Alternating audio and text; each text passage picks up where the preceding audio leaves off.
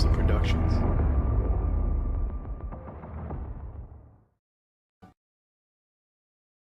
Let this be a reminder to you all that this organization will not tolerate failure.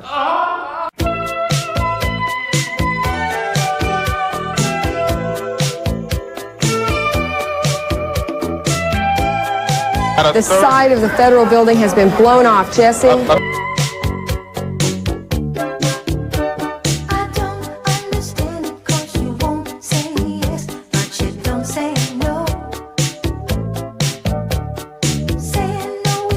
They believe they were part of a CIA project called MK Ultra.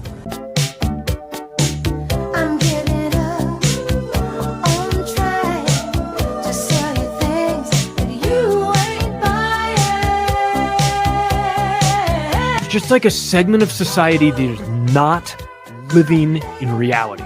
In a certain sense, we're kind of a little bit more Israel's vassal state. There are police chiefs facilitating prostitution networks. Do you understand? It's all in your head. It's your move. What up? Good morning, everybody. Welcome to the Morning Dump with Jose Galison and Austin Picard from the Underclass Podcast, and Jose from No Way Jose. So we are obviously together this morning. Hell yeah. Schizo Bros assemble. We have, well, first of all, we have big news, right? Big old news. Tig old bitty news. Right. Tig old bitty news, yeah. Obviously, if you haven't been paying attention, we won't discuss it for too long. But Schizo Bros Go to Vegas is basically the gist of it. Tickets are booked, baby. Tickets are booked. I do have a live video of me with that. Let me see if I can find it real quick. The tickets. Oh, do I not have it anymore? Oh, yeah. Maybe I don't. Actually, never mind. I took down that tab. Whatever. No, I never mind. I'll show real quick our trip. Is God damn it, I hate this stupid setup. I hate this. Is this it? No, that's not it. Fucking A. How am I screwing this up so hard? Here we go. Why could I not find this tab? Here is me with the tickets right here. What's this, you fucking piece of shit? What's this? Yeah, it's dumb as hell. All right, yeah, we got the tickets. I bought the tickets, so it's a done deal. I mean, I guess I would normally. I feel like it's normally the move is you keep a lot of this stuff close to the chest. But considering we run a daily show, it's kind of hard to, because it's like we'll be gone, and like also it's just kind of obvious. Like, how is he not letting us? And it's like, I know I can't keep a secret, so why? Unless this was like something secretive. But I don't know. I've not been sworn to secrecy, so. I don't know. I'm just going to go ahead and release the details. April 19th looks like at least that weekend. I don't know if it'll exactly be the 19th or not, but that looks like the time frame. So that's only a couple weeks away. What is it? This weekend's the 5th and the 6th. The following, so it's like, we have 2 weekends before then and now. Yeah. So me and you need to start getting on it. But not only are we going on Jake Shields' podcast, but it looks like we're doing a double feature on his podcast. We're doing, obviously this is subject to change, but it looks like I think we're doing 2 episodes. I think we're going to do a Oklahoma City bombing episode because it is on April 19th, because I did tell him that, and I think this is what gave him the idea. I told him, like, when we were trying to schedule, I was like, hey, I don't know, like, if you have a date in mind, but like it is April 19th. It is the 30th anniversary of the Oklahoma City bombing, so I don't know if you want to do something then. I was kind of like, other than that, like, whatever, I can do whenever, just let me know. I just figured you want to know. And he was like, oh, shit, yeah, I'd love to talk about that. He's like, you know a lot about Oklahoma City bombing? Because he didn't know. I was like, yeah, that's kind of my big thing. And, like, we had initially been, like, come on to talk about the Finders and Dutroux. And I don't even think he's aware of how it all connects. So I don't think he's aware of what we're going to hit him with. I think in his head, he's like, oh, that's just 2 subjects. I'm like, nah, dog, that's one gigantic fucking subject, dude. Which honestly ties into our other subject. So I said we're doing 2 episodes. But the way I'm kind of envisioning it is that they are 2 episodes, but they're like a subsets of a larger theme. So it is like we're kind of doing a giant Gladio episode, but the first episode being the kind of like foot in the door, kind of soft, like, ooh, this is how we kind of pull you in, gently with Oklahoma City bombing. It's more like, oh, John Doe 2. Ooh, how how many people saw him? Why didn't they call any of them to the stand? It's like it's more like it's more humdrum, more droll, more like Foreplay, more PG yeah. says. It's more like you kind of suck them into it. You get them to like, well, this seems believable, and then once you get them into the the idea of Gladio and like kind of warm them up to it with that, then you're like, all right, buddy, now we're off to the races. Let's go to the Finders and the Trudeau Affair. So that's kind of how it black works. belt, Jake. Let's get that black belt and conspiracy theories, brother. And they're all even the Oklahoma City bombing, in my opinion. These are all examples of the same overarching phenomenon. So it is like it kind of is like we're just starting from one end of the spectrum to the other. We're working our way there. So I don't know. I think it's cool. We'll go split up into two. We'll do Oklahoma City bombing episode, and then probably I don't know a month or so later we'll release an episode that's going to be more the dark lore of Gladio as opposed to the entry level shit that we'll be doing with Oklahoma City bombing. Definitely did you I mentioned this to I mentioned that to Sam, and last night actually I got hit up late as fuck. You did another one last night? Dude, Was it I'm 3 telling this you, fucking man, week? What the hell, brother. dude? I don't know, but I'm excited. Which but I guess that does lead. Sorry, I don't mean to cut you off, but don't let me forget. I do want to kind of talk about the new. I guess it's not a different format. We're just more reinforcing what the format is, and adjusting expectations of the audience. But I guess with that, that kind of perfectly ties into that message. But go on. Yeah. No, if you remember on what was it, Saturday, dude. I'm like everything's starting to run together at this point. Yeah. But when we talked at like 8:30 my time, I had gone to bed at like 5, which makes no sense. I haven't done that in a long ass time. So like I need to get my shit together, to be honest. You need to like, I don't know, set some I don't know, what's the word, boundaries with Sam. Like, come on, man. All right. Like you could like, it's like if you have a girlfriend that's like has like it's I don't know if. Have you ever been in like a relationship where like they have way higher sex drive than you or something? You're like, come on, like I mean, this is like fun.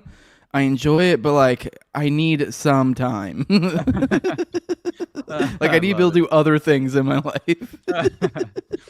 That's what Sam's show is becoming. Like, come on, let's go. You're like, I can't do it again. Give me another day. Oh my god. I'm like, it's been so much fun though, and Brad's a fucking trooper, dude. Like he's on Eastern time, dude. He pulls, it's hilarious. But I will say, 5 a.m. Saturday, that was my fault. So yeah, I'm basically. I mean, a lot of this seems to be you getting your shit together. But I guess on that note, I do want to let you guys know, there wasn't any morning dumps this weekend, and that was somewhat intentionally. I guys like sort of setting boundaries. I do think that this is partially my fault, I think, and also I mean I guess mostly my fault really is that I feel like I've kind of set the standard of like we're trying to do 7 days a week here. I think the move is the way to envision this show, the morning dump, is 5 plus 2. So it's like we're shooting for a Monday through Friday. If we do weekend stuff, cool, but do not ever expect that. And I think I think I was almost setting a standard in my head that like we were going to get to 7 days a week. I don't even know if that should ever be the goal because, and at least I don't know about you unless like you're going to pick up other days, but at least for me, envisioning where I want to go forward, and I think we're at a spot where we're kind of. Let's be real. We're getting ready to go on Jake Shields. We're clicking up with Top Lobs, all that stuff. Like things are happening. So I think we're getting ready to go another stage. So how do I want this to look going forward? I don't want it to be 7 days a week of a morning show. I mean that would be cool, but it is also I've just noticed it's too much. I would like to do 5 days and then with time left over maybe do writing because I would like to get back into writing or something for the future. So maybe start putting out like one piece a week or something like that. I'm sure probably whatever given thing I'm spurging on at the time, probably a lot of Oklahoma City bombing type content. But so that way I can actually get a little bit deeper understanding and kind of dig in. So at least that's how I envision it going forward. At least for me, I envision 5 days a week of morning dump. Obviously, I won't even be handling all of them. Also to let you guys know, the kind of what me and Austin have talked about is essentially Mondays and Tuesdays are your days, just like assumed. Even if I'm here, like today is a Monday, I'm writing second chair. Like you're the one who kind of has all the topics, you have all the stuff set up. So like today is like pretty much constructed by you. I play second chair. But then, Wednesday, Thursday, Friday, I play first chair, you play second chair if you join, and it's not expected that you join. So it is like theoretically, it could just be you do Monday, Tuesday, me do Wednesday, Thursday, Friday. And if we join each other, we join each other. But so that way people can have an idea of when we're doing it. But point being is, I think that's a good format for us going forward. I know, especially with the episodes you put out, they're more in depth. So you put out, maybe one of those a week to every other week. Plus 5-day week show. I know for me, I also want to do the 2 paywalls. I just think it's a good product. Plus writing, I just know if I'm doing 7 days a week, I'm really cutting myself off from being able to do other stuff. So, but yeah, I certainly know the more I'm writing, the more often I'm writing, the clearer my thought process, the easier it is for me to present. At least kind of like find the terminology I want to exercise and utilize to kind of like perfectly illustrate my points more often. Because otherwise I'll find myself just kind of like reeling at times, because I haven't quite put it to paper in a way, and kind of outlined in a more, tangible manner, something that kind of puts my thoughts together in a more constructive way. You know what I mean? But anyway, beyond that, the occasional weekends for sure. Like anytime we can, if ever something comes up and we're excited and we want to do it, dude. I think weekends will definitely, be I'm more open the to it. times too that we deviate from that 10 a.m. time, because I mean I do want to be very clear with the morning dump. We're saying 10 a.m., but that's not a set thing. I've even encouraged Austin to maybe change his time, because you're over in California, and in seriousness, that could be like for longevity purpose. Say on Mondays, Tuesdays when you're running it, maybe choose a different time. It's just a matter of I like to stick to the same one. That way, we're kind of teaching our. I like doing kind it of training early our as audience. That we have a set time. They can for expect sure. it. So, And I do like doing it early as well. It's just the occasional, who knows, if I were to get hit up like super, super late, then maybe it'll be a little bit later the next morning. But that's only occasionally. I mean, even last night, dude, what happened to Grok, man? It's not even giving 4 images anymore. It's only giving 1. No, and it's seems weird. like it's not. It's done that for a while. It's done like where it would do 2 sometimes, 1 sometimes. I'm like, I don't know, whatever. It's getting quite frustrating. I mean, you got a cool one today though. I Dude, I mean, know. we got a cool That was pretty cool. Uncle Sam Trump. Looked pretty fucking sick. Right. So yeah. I was excited. That was an older one though, so it's not this newer version of Grok. I had that one saved. I was like, I was gonna use it at some point. You were getting frustrated with Grok, so you used an old one. Got it. Yeah, I legit got really frustrated, and I was like, I'm gonna use that Uncle Sam Trump one, because I did think it was kind of perfect and fitting as well with a lot of the bluster happening and messaging to, I mean, Greenland. We're talking military options in Greenland. I mean, like, what is not on the table at this point? You know what I'm saying? But anyway, what was that? I had one last thing I wanted to say about the show, but we're on the vein of Jake Shields kind of things going forward format. So I don't know if there's anything that fits in that. I am that very you- excited, brother. I think Yeah, I am this is too. 100% the year of the schizo, my friend. Like we are. I think we're on a some. Oh yeah. But when I mentioned it to Sam, he's like, "Did I mention you guys to Jake?" And I was like, "You fucking had to have said something." I feel like something happened, right? Yeah. See, he seemed way too receptive. I mean, to be fair, though, I was knows, already though? seeing the writing on the wall just by the amount of people that were commenting initially. So it was like, that's because I even had called you beforehand. I was like, hey, man, be retweeting this shit because and be ready. So I was like, I think that's going to happen. And it did happen. So cool, sometimes you can just tell when it's the people are primed. Like we were the name being thrown out most by people.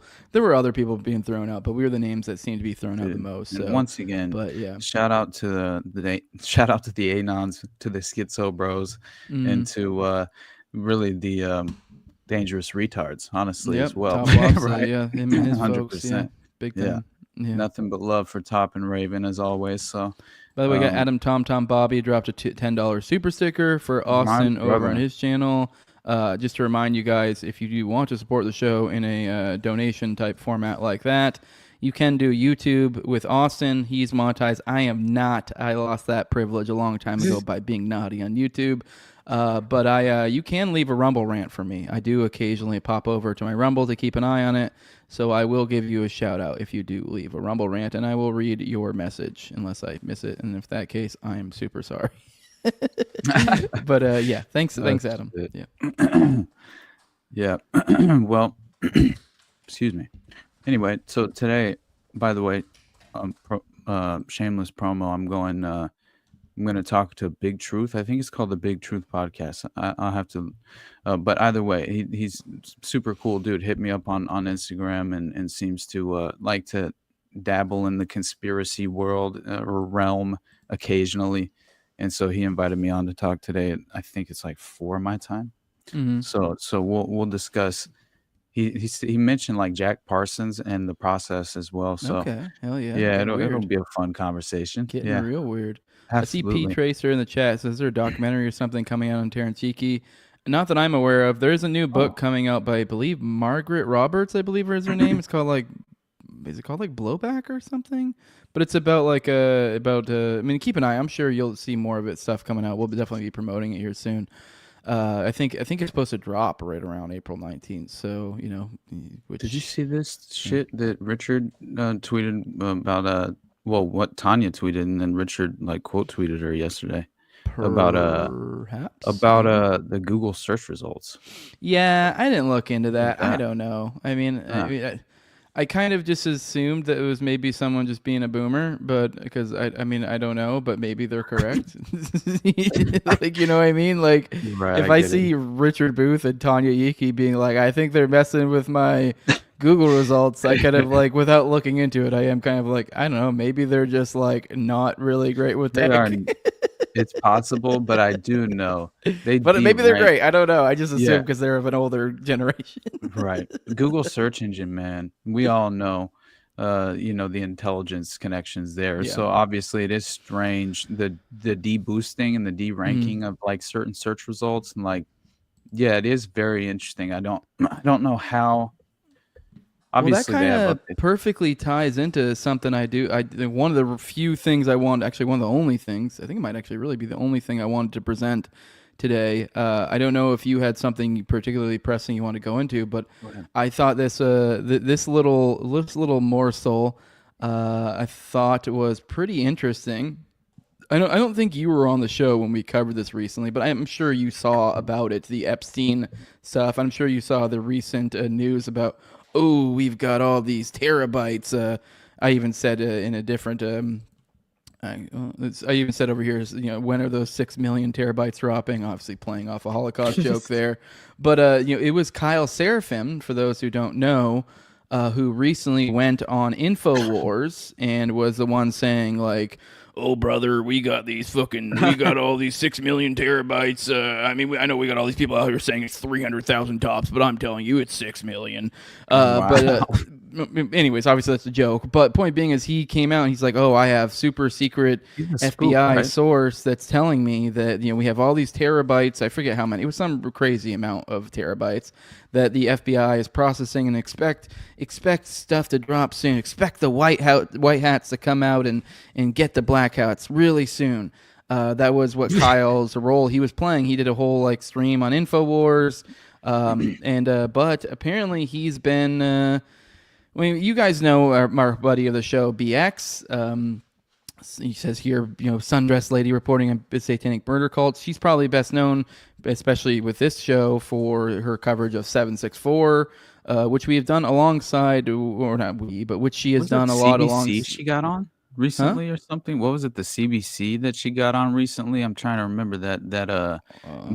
It was more like a mainstream media coverage of her work regarding this. Yeah, I thought you it might was be like, right. Maybe that's one part of the thing I'm missing, that she like went big somewhere recently. Yeah, I think you might be right. I might vaguely have recall heard this reaction. something.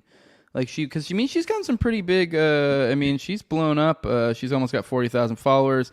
I think when she first went back on the show, she was got like, I know a it sounds full segment though on this one. Yeah, it was I mean, like impressive actually. She's been on a lot of big shows talking about this, so I don't know. I mean, when we first started covering 764 on the show forever ago, I think she was like under 10,000. I know it sounds uncouth, but just to give an idea of like how this story is kind of blown, and this has kind of been her story. And obviously, like there's probably spots of this that maybe I could be open to saying are bullshit, but I mean 764 at the very least, like I don't know if you're someone saying it's completely bullshit, and the degree to which Kyle is going at her online, which we'll get into a little bit, it's I know it's pretty safe to say 764 is that serious. I don't. It's kind of hard because it's like throughout all of this, essentially, long and short, Kyle has been kind of casting aspersions on a lot of BX's takes when it comes to 764. Now, I don't think he's ever made any sort of actual claims, as far as I'm aware, of like what she's got wrong. So I don't know specifically what he's questions about it, but apparently he's running around saying it. So I'll read this. This probably do a better job of kind of getting you guys up to date of where we are. Here's BX saying, Kyle Seraphin, who is a former FBI agent, threatened me last night in DMs. He told me that 764 is neither a serious problem, nor a terror group, nor satanic, and that I'm mentally ill for saying this. He then claimed responsibility for getting me uninvited from a podcast and threatened that he and others will continue to actively attack my platform behind the scenes. In quotes, when producers ask if anything you say has any legitimacy to it, there are a dozen people with actual credibility and reputation from working in the space that advise to pass. And you can expect that to continue. Now, this is very much saying the quiet part out loud. Let's keep going, though. Honestly, I considered not airing this out because I was in shock and scared. Why would a dozen people, presumably feds, be behind the scenes telling large platforms that I'm crazy and not to interview me? Am I in physical danger? After my morning coffee, I decided to go public with this because evil thrives in the dark. I have been face to face with the most evil people imaginable during my journey without flinching. The only power they have is that which we give them. The evil is no different, and I will not be deterred. I hope my audience reads this with as much shock and fear and confusion as I felt when it happened. There are forces beyond our perception trying to bury the story. Now, there is a screenshot of this, so that way we know we're not full of shit. I did read a quote from it earlier in that tweet, but let's read Kyle's unadulterated words right here. So obviously, bear in mind, this is just one. Well, actually, you can see right here below, you can see on here, it says you accepted the request. So I was going to say that we don't know what was said before or after. We still don't know what was said after, but we know nothing was said before because of the you accepted the request at the bottom. For anyone who knows how Twitter works, if it's somebody that you aren't mutuals with, you have to accept the request of a DM, and so you can tell that was the first message she received because she requested it by interacting with it or responding or whatever. So anyways, so this is the first message from Kyle. I mean, I guess technically there could be ones before that, but these were, at the very least, we know that like this was the first of a string of messages. She hadn't replied or done anything at that point yet. So there could have been one before that that's out of this, that's cropped out, although I doubt it. It's probably the first one. It says, "This is my olive branch. Seriously, you are wrong. You have no idea what you were talking about, and you will continue to get uninvited to interviews and skipped over because people actually do vet fringe nonsense like what you espouse. The term Don Quixote was used by a journo I correspond with. You are truly lost, and all of your silly and desperately confused followers don't change my mind a bit. I have seen what the FBI looks into for terrorism. I am old enough to remember the Satanic Panic, which was 95% made up and hoaxed. You are either confused, got played, or you are verging on mentally ill. So, question mark. I don't know if that's supposed to be some silly boomer shit. Feel free to publicly share this if it makes you feel big. Meanwhile, when producers ask if anything you say has any legitimacy to it, there are a dozen people with actual credibility and reputation from working in the space that advise to pass, and you can expect that to continue." Now, this just really stood out to me because it's just one of those saying the quiet thing out loud, and also just kind of a twisting of how things should be. Like, especially if you bear in mind how Kyle and all these, what are they called, the suspendables or something like that, is what they call themselves as like unofficial group on Twitter. These former feds, Kyle being mainly one of them, they were born out of they gained prominence from leaving around the time of the Trump running kind of deal, around the oh no, they're all the woke shit, all the all the vax stuff, like, so that around all that fucking right wing hype, they bounce and they go, oh, on principle, I left because of they were so woke, or because they made me get the poke, or what, one of those standard kind of conservative, kind of held eye up eye type things, which don't get me wrong, if they did that, cool, that's legit. It just is like also a very convenient way to kind of to transcend into that level of first of all being placed onto that pedestal in the first place, right, by public perception, which is a very interesting tool of deception to begin with. And so my whole point is his whole thing is like kind of like, fuck the FBI. The FBI is so fucking... But, I mean, it does come from this, like, well, when the right-wingers get in, it'll be so much better. So it is kind of like this vibe is what these people are. But anyways, point being is, like, his whole thing is, like, I left the FBI because they were, they weren't... I don't know. I stand for, America, and this is no longer that. And it's like... So point being is, like, you were saying FBI sucks. And so you are former FBI. But you're still trying to use this credibility as former FBI as why you're, if anything, it goes the other way. I mean, I just, the kind of what I'm really getting at. The idea that these former feds, and so especially when the context is you're leaving because you're like, oh, this is bad. And you're like, okay, cool. So you were just some dude in a shitty organization. Why should we use you being affiliated with a shitty organization to place you in any way in some hierarchical sense above anybody else, really? If anything, this should be a a scarlet letter on you, that if anything, you have to rise above it.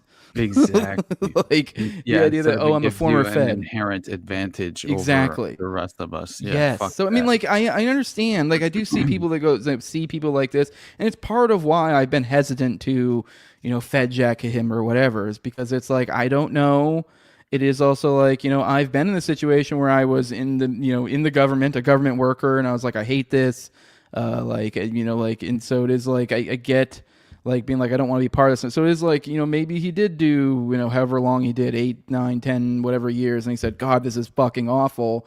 I mean, like, he just had a job to pay the bills. And he's like, I just couldn't do anymore. And he left. Maybe that's the case. I don't know that. So it's like, I do like to give people benefit of the doubt.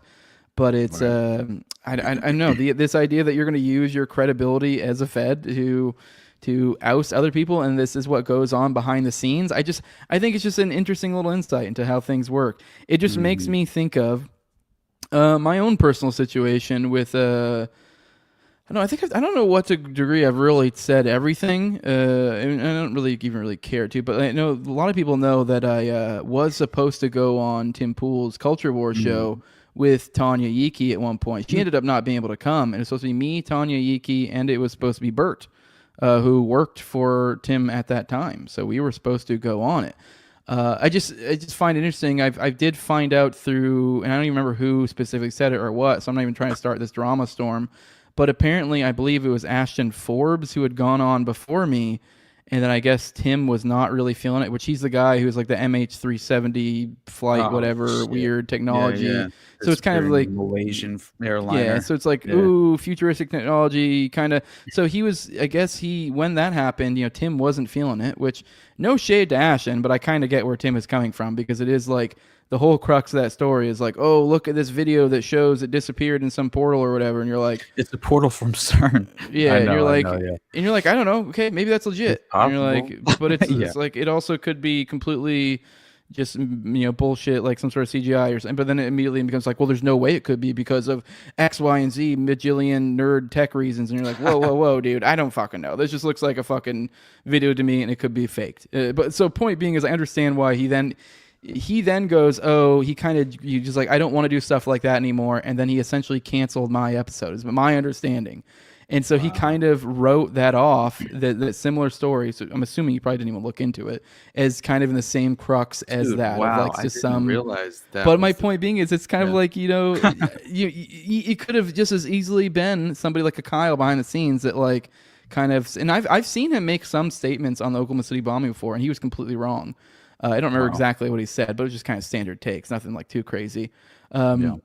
So point being is like, let's say someone did go to Kyle, and who knows, maybe they go, hey, I see this guy saying all this stuff about the FBI and all the, the dirt on their face at the Oklahoma City bombing. What are your thoughts on that? He's like, I don't even remember anything. I heard they handled that really well. I don't know. I've had friends that were on that, you mean, like, you could easily, like, that could be how this game is played behind the scenes. And then these people, the Tim Pools of the world, who are going to take Kyle was former FBI. Like, they don't have the same mindset that we do. They're probably like, oh my God, that's fucking crazy. Like, it's former FBI. Same thing as like when you see Dave Smith arguing about foreign policy, then some newscaster goes, well, I don't know. I had the Secretary of Defense telling me this. And you're like, well, right. I mean, I don't know. I think Dave Smith is probably far more on. And you're like, well, that dude's the Secretary of Defense. You're like, it's kind of the same idea here. So, exactly. But anyways, I know. I just thought this is particularly interesting. You see the way that they're working, the way they move. This is the same guy that will then, God, let me see if I can find one last thing on this that I thought was particularly interesting. Here's something Ken shared on this. He said, Kyle doesn't have time for your fringe 764 conspiracies. And then he shares this thing of Kyle sharing promoting a tweet he did with Steve Baker. Hilarious. About CIA directed energy weapons. Oh, okay. Yeah. That is hilarious, dude. Oh my God. For some reason, I know what you're laughing about Baker too. Baker's another sus individuals. Absolutely, dude.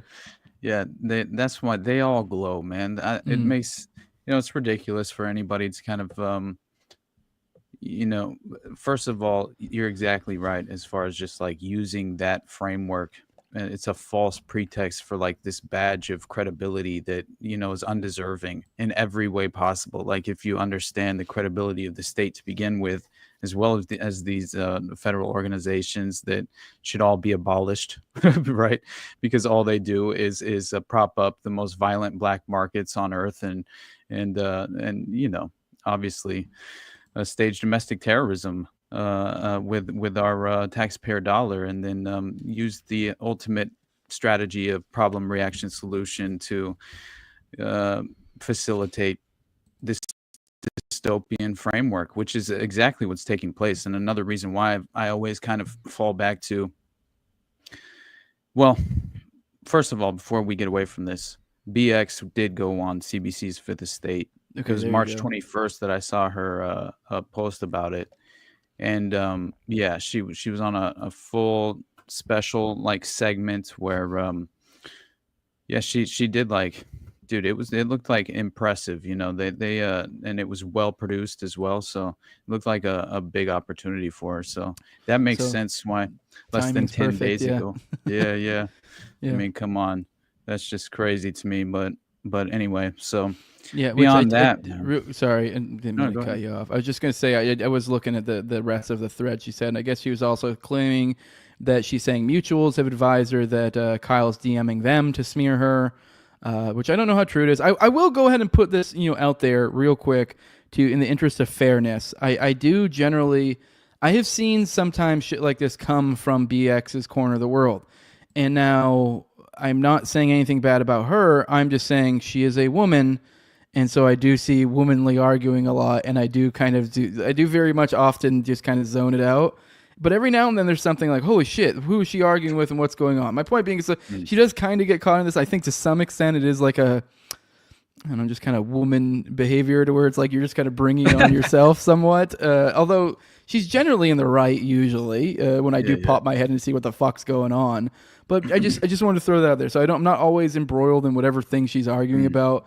And just sometimes I just kind of get super upset when I see her and Dana like going back and forth in a negative way. I'm like, why are we doing this? Oh, that's another thing too. I will say it is funny we see her arguing with Kyle here, and that like I'll be honest, I've even had times where I question everything. So like with somebody like a BX, even with her, like there's times she's had takes that she's a little bit more Fed friendly than I'm comfortable with. So I'm kind of like a little side-eyed, but then I have to like bring myself back to reality and go, no, you're being crazy. But it's just funny then we see this Kyle thing. But anyways, I'm rambling. I'm just saying, don't trust anyone. Always verify. Right. But in this situation, given my looking into 764, unless Kyle has some specific point that he hasn't really hashed out yet, something contention that for the most part, 764 seems to be a thing, and there's been a lot of shitty things that happen. There's been kidnappings, there's been this, there's been some like I don't even really understand what the this is nonsense,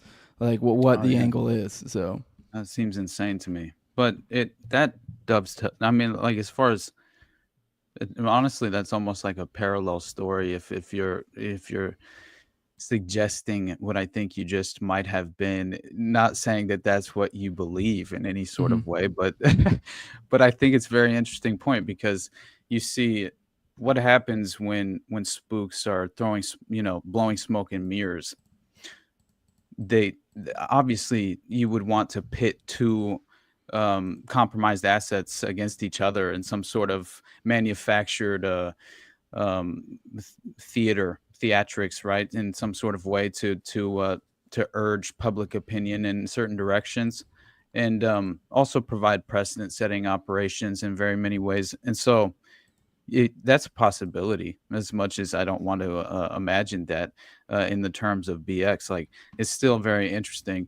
And again, you tie that directly in with what's happening with Candace Owens and Ian Carroll and House and Habit and this Olivia Newsy story with RFK Jr., then it becomes very interesting because once again, what was it? Boltzmann Booty had mentioned. He had mentioned that same exact company that was tied to a Mossad, basically it's a Mossad construct, a front company. The very same one that Kash Patel's girlfriend, right? That Kash Patel's girlfriend was employed with, right? The PragerU? Mossad front. Yeah, bro. Yeah, PragerU. Did you see me making fun of James Lindsay the other day? And like he's like, and he opened with a joke of like, ooh, fucking like she's he opened the joke that like, oh, I mean, I was told to start with a joke. I work for Israel, and then the next like, it's kind of like a haha, and the next 20 seconds is like asking for fucking money for PragerU. Yeah. Oh fuck, man. I didn't know. That is hilarious. Yeah. That makes like for me, I'm scared. Like when it comes down to like, I'm very skeptical of everyone at this point. I just kind of like go with my gut and try to, I expect the worst, but and kind of hope for the best in every way, as I mentioned to you recently. But yeah, I do think we are surrounded by spooks. This is the current state of things. In PSYOP season, we declared at the very start of this year. So I mean, it's not like we should be shocked. You see the narratives being perpetuated by the Sean Ryans and the Sarah Adams of the world. This is the year of domestic terrorism, you guys. And what are we witnessing? On every single ideological end of the spectrum, it's playing out. Tesla terrorism. Oh my God. We're seeing, right, the resistance, a bunch of boomers. Like what? We're allowing the violation of certain, freedom of protest movements as well, which who knows how legitimately organic they are. But just because you oppose their ideology, doesn't mean it's not some sort of plausible pretext that's being offered up for, again, to generate consent on either side of the political aisle. Because guess what? That very same ideological opposition, they're going to embrace the moment, right, when they are eager to kind of infringe upon your rights to right to practice and exercise, let's say, freedom of speech or the right to protest, whatever it may be. I'm just saying that that's what a lot of these things seem to become, is precedent-setting operations. And so with Candace being connected to PragerU, like what? Like that's what I've been very much worried about for a while now, is that I've been keeping her at arms, basically just I've kept myself at a distance because some people, like, man, they glow, brother. It's just hard not to see it, as much as they say things that you might agree with, and you know what I mean. It's like, well, we've talked about how the like it looks like there's we always like to talk about who controls the world type deal, and it's like I know obviously we talk about Gladio and stuff, but it's also like it's a little bit more complicated. There are societies above, and there's arguing ones. We've talked about Knights of Malta. It's like, this whole Jew world order stuff that people talk about. It's like, I don't know. I don't think it's that simple. I think there's a little bit more to it than that. And it is like, if you're looking at it from that perspective, I mean, obviously it's a very simplistic way to look at it, but if you're looking like, Jew world order versus, like Catholic, whatever supremacy fucking, entity or whatever, if you're looking at like a new entity taking over or, kind of cementing its place so far as like the Malta types, it's like, I don't know, if you see like a Candace breaking off from Daily Wire, some of the stuff that's come out about Daily Wire, some of the, like, it does seem like they're turning on them without like a complete turn. It's like a sustained burn. It's like kind of like a controlled burn. It's not just like everything all at once. You see, Candace still being friendly with some of the individuals that, the Walshes or even the Kirks, the ones that are probably in a position that where they can pivot, later. She's still friendly with them. So I don't know. I mean, there might be something. There might be something to that. Yeah. Her transcendence, like into the alternative media landscape, it raised eyebrows for me personally, red flags all over the place. If only you look at Jordan Peterson, you see these people, right, who went under that umbrella. Real quick, before we move off of Candace, isn't her husband like royalty or some shit? Yeah, what? I forget. He's a Jew, isn't he, too? Which is hilarious. I thought it was maybe. I don't know. I can't remember. I know he's royalty. I know his dad is super like Zionist because I know it was a big deal recently that like right. There was like stuff about your father-in-law is disagrees with you, and they're like, yeah, okay, we disagree, so what? But people made a big deal out of that. So yeah, I just was kind of pointing out like the royalty Knights of Malta, like I mean like we're seeing. Oh, yeah. And we seeing some patterns. Absolutely, so, man. Yeah, and but again, I also am like, I was talking about it, Brad kind of brought it up as well. Like, but as far as the last night on whatever this is, Brad Binkley mentioned the fact that Ian Carroll and Candace Owens are coming together to kind of perpetuate this very similar narrative, obviously, but they're merging in this promotional way as well, right? They're about to, collaborate on a new episode, and this is going to do huge numbers, brother. I'll tell you that much. And it's going to move culture in certain ways, as far as in this very moment of the media cycle. So many people will be plugged into that conversation, whether they agree with them or not. And what is that? I'm not saying that it can't be organic, but dude, it's very fucking weird and strange, and also the timing of it. And Ian Carroll attempting to, man, again, I'm not certain of anything for the most part, but with Ian, I am so skeptical of this guy, and I don't mean to come off in any sort of way like. But on the positive, he's finally coming around on RFK. So what is that, man? Like, it's just like, what are we talking about? Yeah, I mean, Dave Smith crucified his ass over a year ago. Yeah, it was amazing, and really, like, once you realize Schneerson and all the insane connections of besides Rabbi Shmuley, like, being some sort of key factor in this Mossad honeypot operation of, like, at least being an introductory a facet of, like, introducing these prominent individuals to their compromised honeypot assets. Like, it is very strange because you look at all the pictures of Shmuley, man, with these prominent political God, yeah. It's absurd, right? And you just have to imagine, especially apparently there's this connection with Olivia Nuzzi to Shmuley. And by the way, I didn't realize the timing of Olivia Nuzzi joining Anthony Weiner's campaign the same month he had his sexting scandal and his campaign collapsed. Yes. And so for me, it seems like this is some sort of contrived honeypot operation. At the very least, it can be, that is the implication. She's the controlled demolition operative. That's what it sounds like. They're like, oh shit, someone's overstepping, someone's, whatever, I don't know if they think they're too much of a real boy or whatever. Yeah. Because it is weird. I mean, I don't even remember the specifics here. I mean, maybe you can enlighten us. Because my summation, I did watch. There was a Candace Owens videos that came out on this yesterday, and I did watch this, or maybe it was the day before. So I did kind of. I mean, I forget exactly. Obviously, I kind of get the woman mad. Woman goes after woman. I think it was something to do with like they were supposed to write a hit piece and they ended up not writing the hit piece or something. And then there's question about who acts the hit piece. And then Candace Owen got into it. And then anyways, and then that's kind of when we get into the ins and outs on like who is doing what. And then she found connections to this one broad who was trying to smear her to Jessica RFK. Krause, right? Yeah, The and like Help I guess they had a one of them I guess had some sort of like sexting thing with RFK recently, and that's who this broad is. Yeah. Yeah, you can trace that back.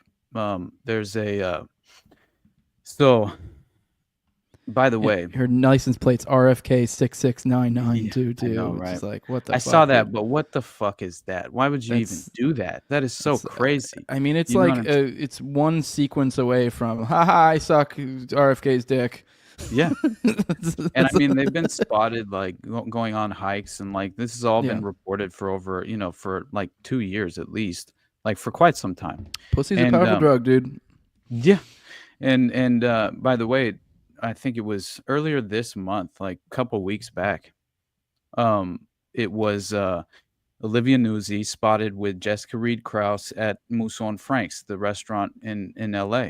And so it's like they're leveraging these stories in the alternative media landscape to their benefit, and kind of they're dealing in the dirt, obviously, right, of this political blackmail as far as the sexual blackmail is concerned. So I think a lot of it was of course this sexting scandal that which you look back at this, and apparently she accuses her ex-fiance of orchestrating this blackmail campaign after RFK Jr. relationship revelations.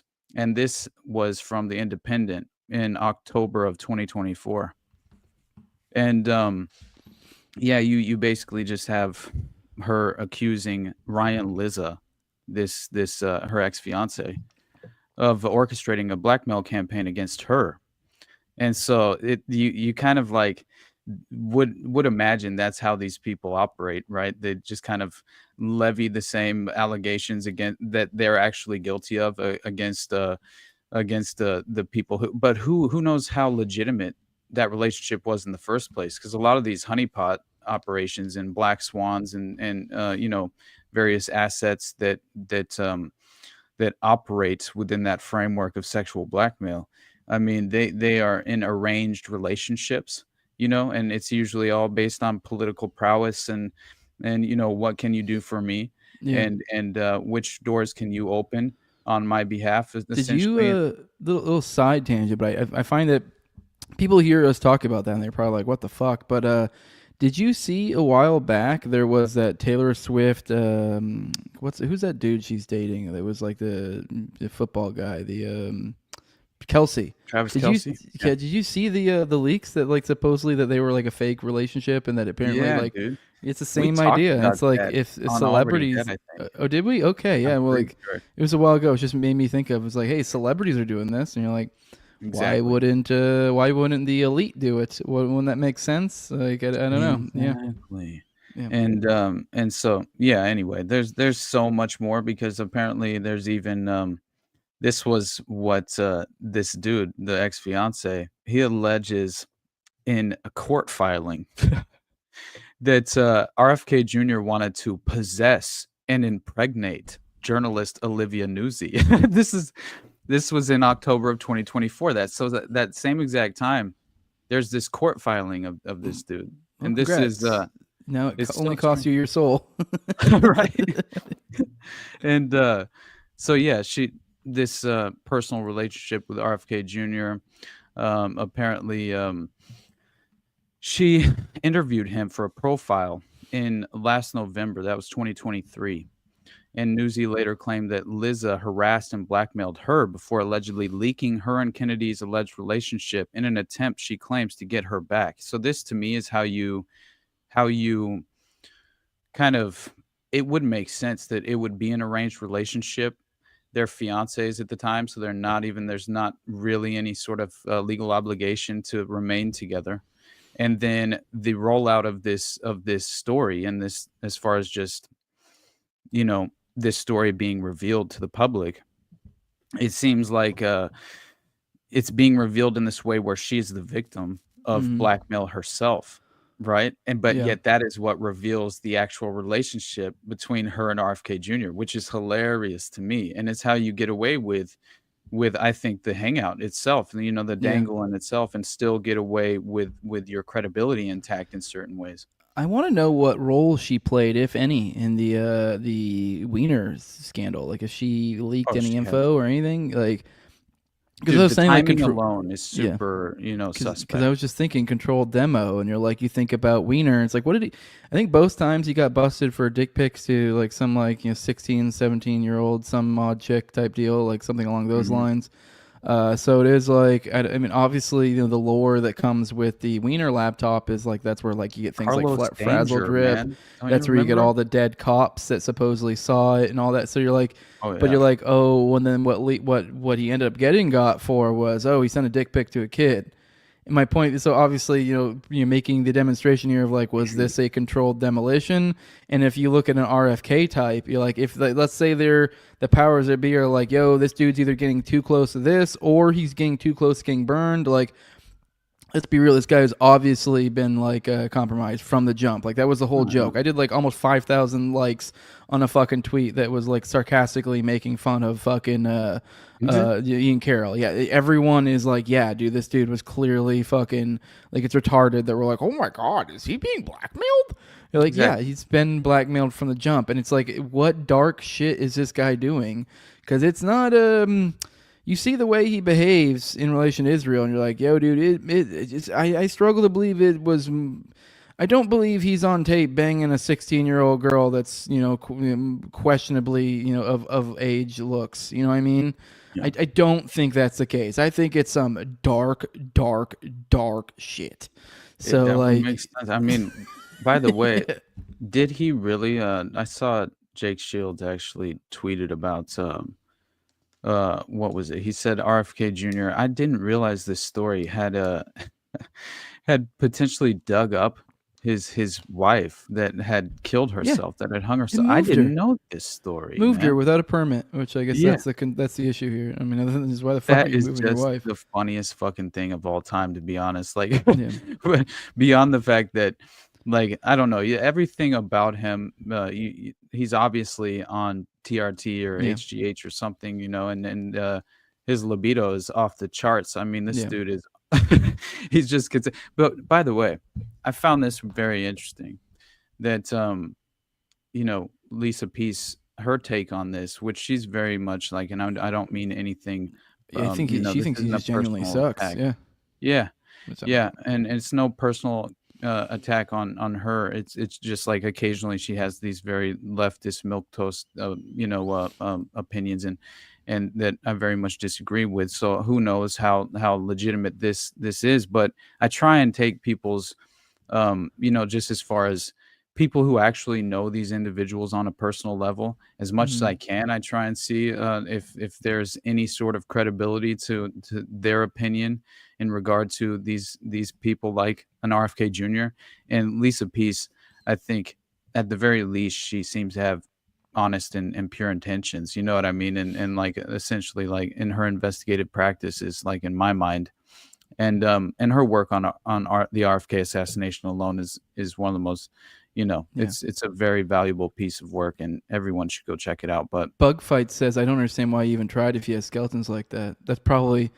It's a good point, but on the flip side, it's also like that might be why you tried, because he has skeletons like that. You're like, yo, dog, guess who's running this year? Like, I don't want to run. Guess who's running? Yeah, exactly. Yeah, and we're gonna fix your fucking voice too.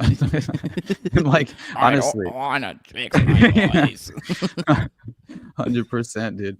But it's like when you know that the Kennedys have been really kind of, in my mind, they've been used as tools for manipulating the public for a long time. They've been this long-standing political tool in many ways, just to kind of urge people to support different political individuals or entities on the in DC for elections. But it's strange to me that that at least you have to imagine.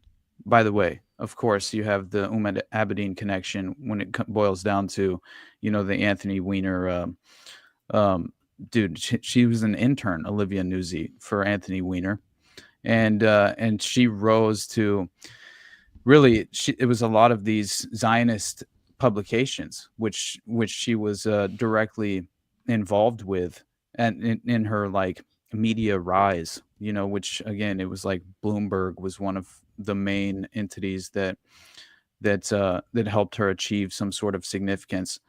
But you have that connection with this Jessica Krause, who seems to have been like a sort of influential blogger. I mean, like what? Yeah, I don't know. And then Some she sort of gets blogger, and then she Substack, gets something or tapped other. to gain access to the White House media room, which is very interesting. Yet she's swimming in these in these circles of what seems to be some sort of honeypot operation tied to Mossad. I mean, so I don't know how you keep an asset in line, but again, Rabbi Shmuley coming up everywhere you look, and this guy has the Fucking connection. Tulsi, fucking Yeah, dude. By yeah. the way, Jeffrey Goldberg, I think that was the name of the journalist, right? Who was attributed with the leaks, the signal leaks, Yeah. and yeah. Well, he just so happens to hold dual citizenship to Israel, and also Yeah, he was former happens to be IDF. yeah, and a personal friend of Rabbi Shmuley. It's just like, what's Checks happening out. here, man? Yeah. How much is political theater? Nation under Shmuley. One nation under Rabbi Shmuley, dude. One nation under Shmuley. That's too good. But yeah, I don't know. It's hard for me to imagine that this take is accurate, because it does seem so obvious that you can't have that much of a blind spot for Israel. Like, it's just and not be some sort of compromise, unless I guess you are a true believer. But how can you again It's not point believable. to?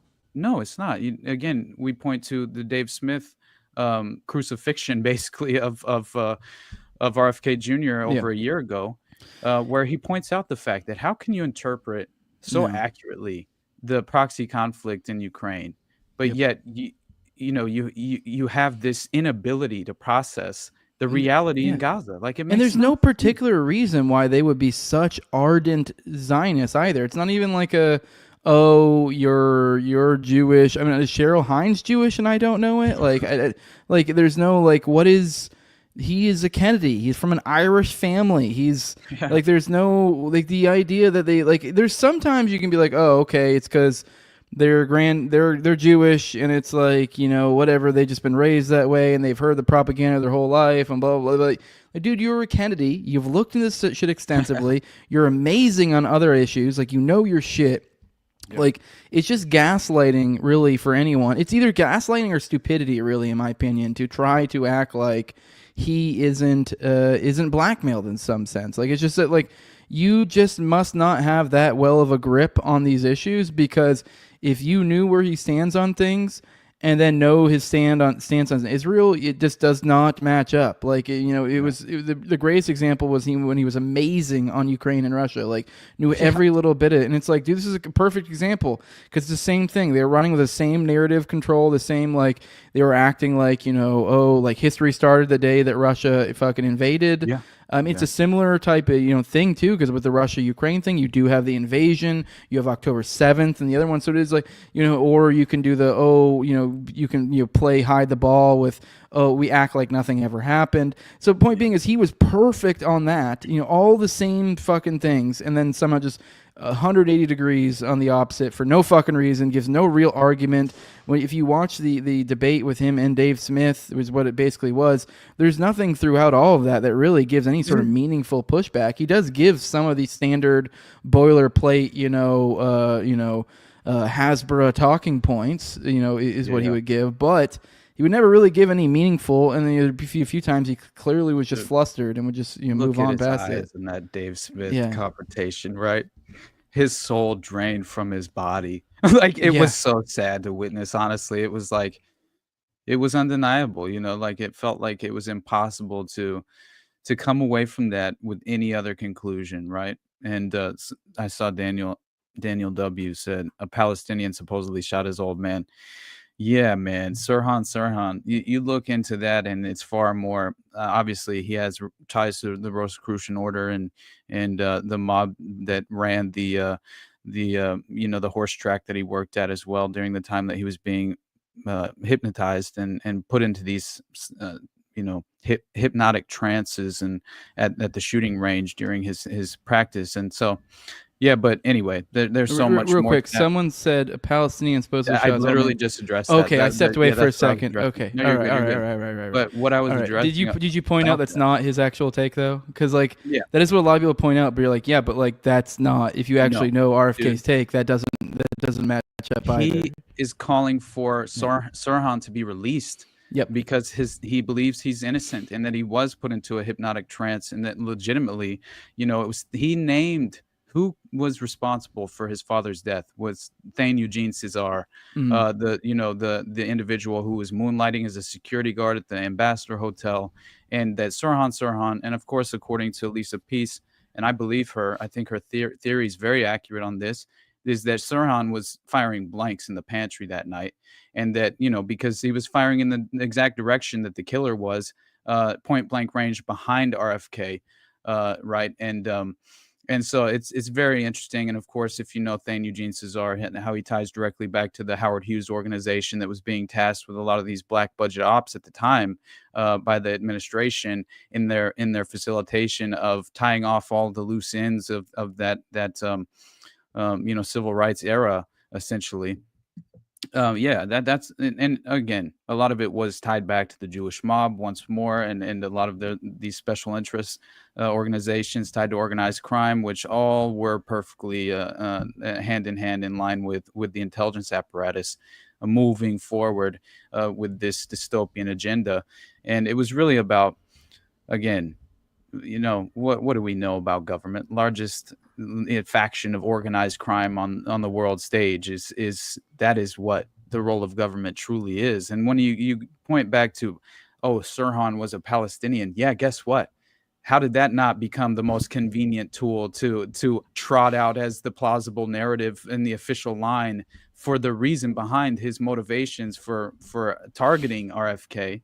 They claimed it was because he was Palestinian and that RFK had signed off on sending bombers to Israel, which was true. RFK had done that. And so it's very, very strange when you tie that in with, of course, the age-old picture of RFK Jr. At that event with his late dead wife who discovered his perverted sex diary and hung herself allegedly. Have you heard anything in the way of I've seen people, have you heard anything in like what exactly the claims are that because I'm hearing a lot of influencers running around saying there is blackmail and it's going to get released, there's blackmail.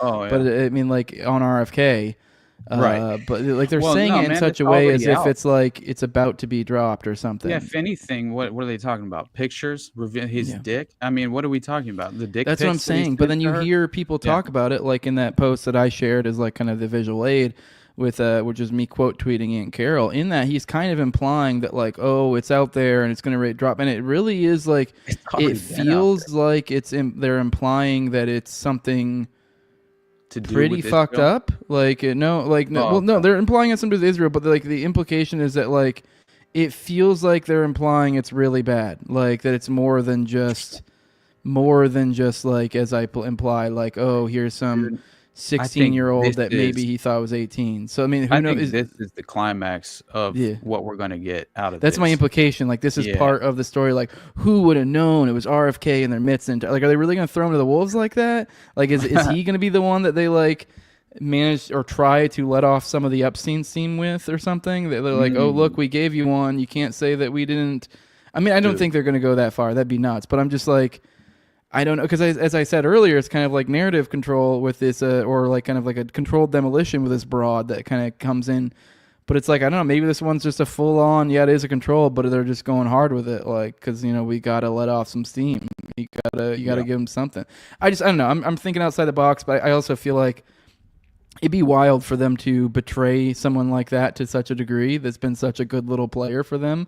Unless there's something behind the scenes we don't know of. Or or they're just that what desperate. if, I don't know.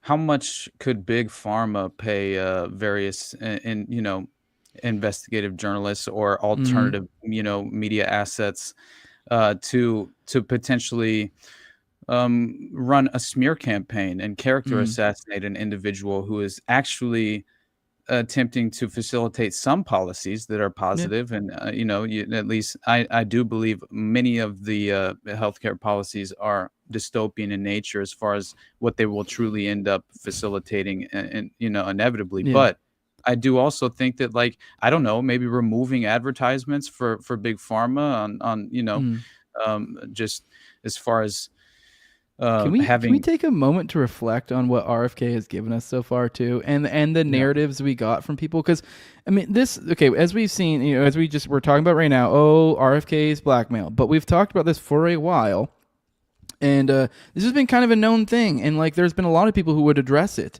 It's only really now that it seems like we're addressing the elephant in the room. They would address it before, but it would always be like, this guy's, well, don't worry about that.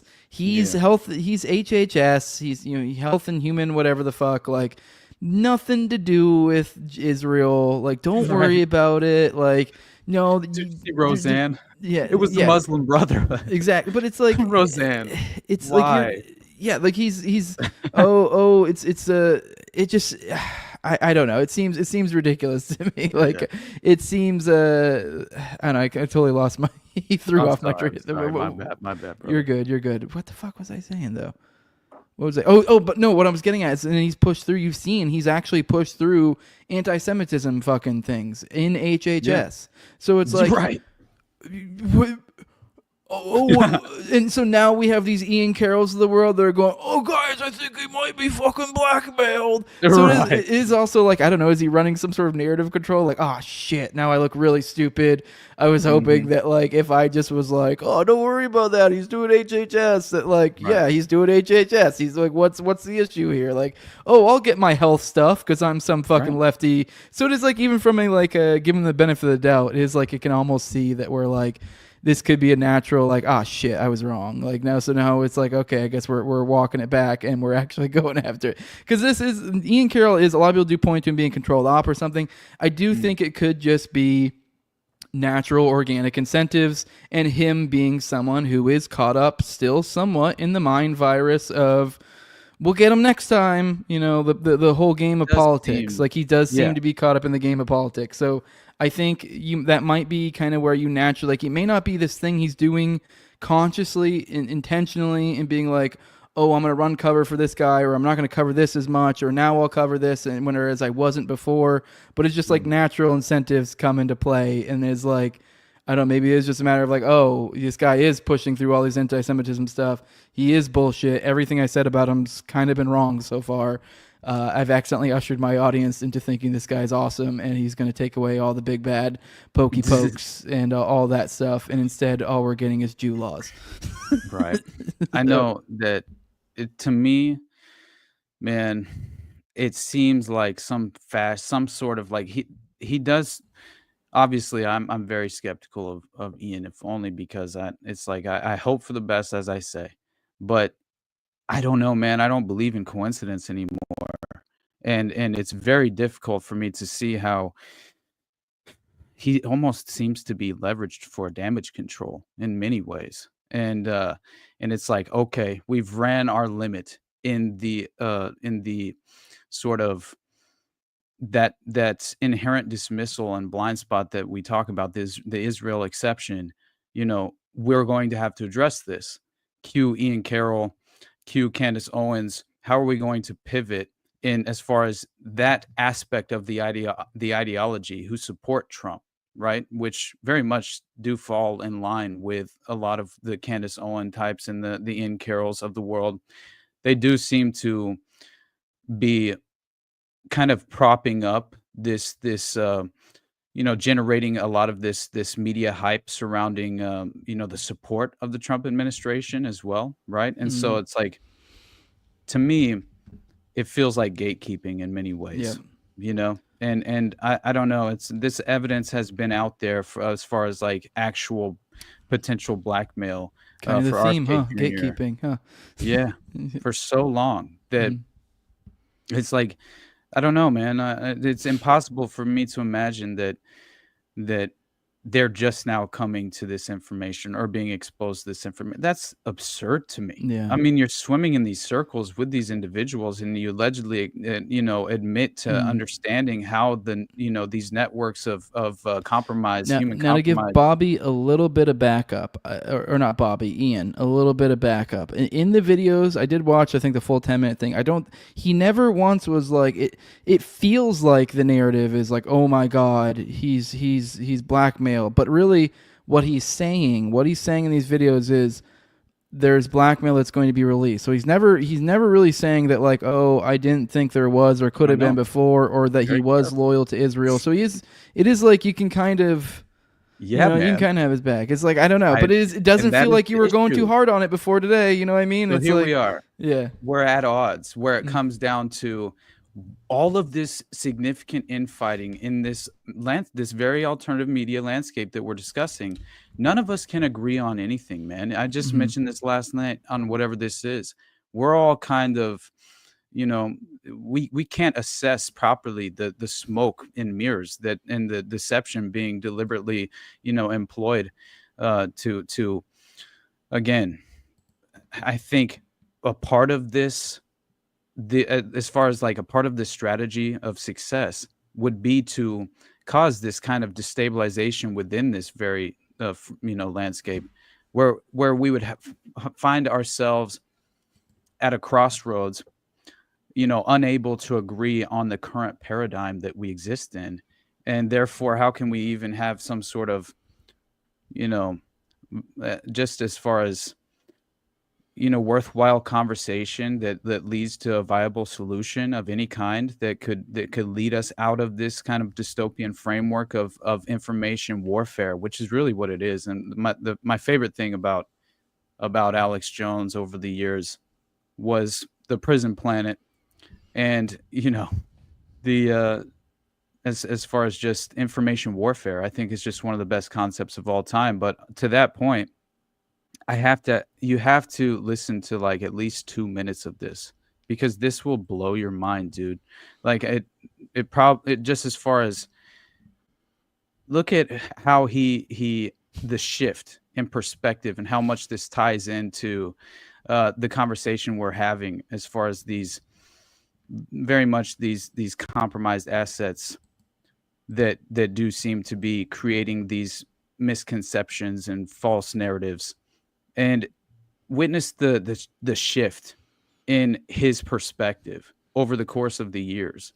And now you see that the very thing that he used to believe in and scream from the rooftops, he now targets and character assassinates individuals who share that very same perspective. So these things, they make me even more skeptical. I already didn't trust Alex after I felt like he was compromised fully during the, obviously, I think that Sandy Hook became the third rail in many ways, and the taboo subject that you can never kind of, it just, again, when you see the show trial, yeah, exactly. The show trial alone was just like, what is this other than a precedent-setting operation of some kind? But yeah, check this out, because it does tie in perfectly to, one, the narrative behind Ian Carroll and Candace at this moment, and two, the hypocrisy within the very landscape we're discussing as well, and the inability for people to assess the fact that I understand changing your fucking mind and perspective, but not entirely, restructuring your core moral values. You know what I mean? Like, I don't know it, and how you interpret the world stage and power in general. But at the same time, I'm a USA First guy and a Can you Second hear it? Amendment guy. No, and a First Amendment guy. I mean, that comes first for me, and I just got to say it. I mean, it was one thing with the last administration, and I was hoping it was a fluke and was stop. But I mean, come on, folks. Every key person in the Bush administration and now in this next administration just so happen to be the sons and daughters of the founders of Israel and Mossad chiefs and people, and they're openly not even really U.S. citizens, and they openly are at the head of the table in anti-gun operations in the U.S. And I'm sick of it. I mean, Rahm Emanuel's been in the Israeli military. He gets up on news and says he's Israel first. And I've had enough of it. I mean, I am really getting sick of it. I am really getting tired of it. Now, I'm against Schwarzenegger being a foreigner. And he's over here anti-gun, and he also wants all these carbon taxes and the rest of it. So, it's the same thing. I'm sick of it. But we don't have, Austrians in every major power position. British intel's deeply infiltrated and got their people everywhere too, and that's bad. But I'm not going to. It's one thing to have powerful elements of the Israeli lobby all over the Bush administration, and to have them being, some of the most energetic cheerleaders for the Patriot Act and torture and police state measures and warrantless spying. And that's bad.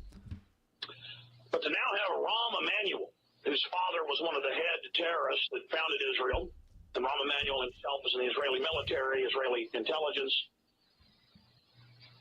dual citizen. I mean, I'd be against having the chief of staff be British and openly have worked for the British government. I would be against our. So basically, you get what I'm saying. Yeah.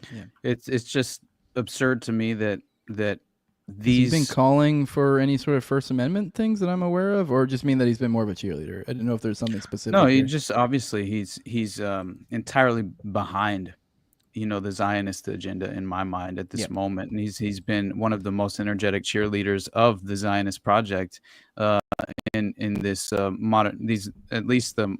Has he though? I don't really pay attention enough, but there's definitely been multiple times where I've seen him make some statements. I don't know. I mean, I'm not really. I don't follow him enough, but I do think he does sometimes. Maybe it's only occasionally. I mean, I'm not definitely not saying by any means that I think Alex positions himself as some crazy anti-Zionist voice, but so far as being I don't know, he's definitely made statements throughout this whole ordeal since October 7th. Do you remember about how things long they've done? It was very, very strange how long it took for him to even address it, and that alone was like a huge, pivotal. We addressed it on the show. What a pivotal turning point that was! Oh my God! Even Alex Jones said something about it. So it's true. I don't follow him enough to really have a good grasp on how bad he's. I mean, I assume my gut reaction is that he is probably, but I do think he has definitely a few times. As of late, so it is kind of like it's hard to say because I mean he's had Ian Carroll on his show too. He's open to, I mean I think Owen Schroyer has been pretty vocal about anti-Israel stuff. So like he's employs people and he talks about a lot. But I mean don't get me wrong, I think he probably falls on the Zio side of things if we're going to make it a binary. But I don't know to what extent he's really some crazy Zionist. I mean, but he does seem like he does play into the InfoWars thing, though. So I have no idea. So I guess he said he came out debunking the RFK stuff. That's that too. That is true. I didn't watch those videos, but there were some videos. I assumed it was just going to be like, okay, guys, well, let's wait till we see what comes out. Right now, we don't have anything. Like, I mean, and if that's the case, to be fair, that's actually kind of fair too, because we don't know to what extent this is just like I mean, for one, it's like I kind of want to either do it or don't. Like, are we dropping this blackmail? Are we burning this guy? I'm all for it. I say burn him. Yeah. Like I don't give a shit. So, but it's just kind of like it does seem like this also could easily just be like, oh, there's stuff out there and it's super bad, and then it's not really that bad, and then it's just like he fucked a 17-year-old, and then it's like, oh my God, it's awful. Then he has to resign in disgrace, and it's like, yeah, okay, but you got some like rich and famous guy on the hook for banging a 17-year-old he thought was an adult. Okay, creepy, but like, obviously not the deep, dark fucking shit we suspect these guys are doing. You know what I mean? Right. So I don't know. I have no idea how this plays out, but I have a feeling people should keep an eye out on this because I wouldn't be surprised if this ends up being a big part of the next act of whatever the theater we're being presented to. Yeah. I've been under the impression for the longest time that Alex was compromised somehow, some way, at some point. I don't know exactly when, but it definitely happened because his messaging entirely changed. And look, man, I get, who knows? I can understand having a shift in perspective and learning new things and being exposed to new information. But, obviously remain open-minded. But Mhm. to have that much of a shift in your kind of assessment of the power I did dynamics. forget. And you are right. Somnambulism schism. I do believe he's admitted his family Oh was yeah. CIA. So I Yeah, mean, yeah. a lot of people in the media landscape have that same sort of connection and pattern as far as they have family ties to intelligence. But yeah, I think that just Bobby alone, listed in Epstein's Black Book, recorded 8 phone numbers and 2 addresses, right, and under his name, and yeah, so I think that that obviously something was happening in regard to his like just his affiliation with the Epstein network on the flight logs alone, and then obviously his perverted sex diary, secret journal of affairs that at least like up to 37 women, I think, talked about his lust demons, right? With this was something he had to grapple with, what he called his biggest defect, which it makes sense, obviously. Who the hell doesn't know that for the past, 30 years, basically? And yeah, so he kept a scorecard of more than 24 conquests, sexual conquests. And this was apparently a thick red journal found in the home by his wife, Mary Richardson Kennedy, who was distraught over their impending divorce and Kennedy's serial philandering, and then committed suicide. And again, like by hanging, which statistically very strange. Women don't typically, commit suicide in that fashion.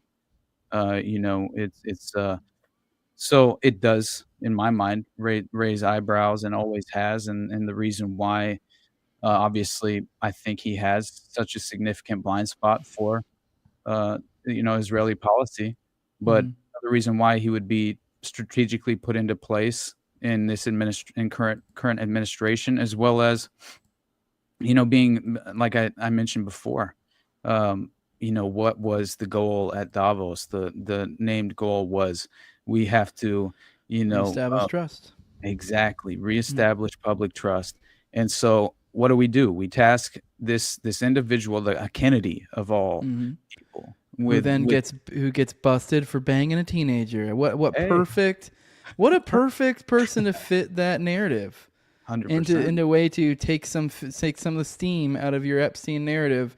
He got his back rubbed at Epstein's Island, but he didn't have his underwear on this time around.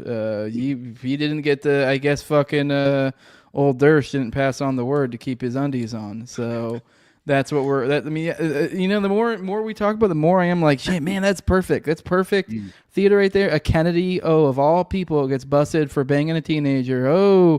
Now we get to, he has to leave in disgrace.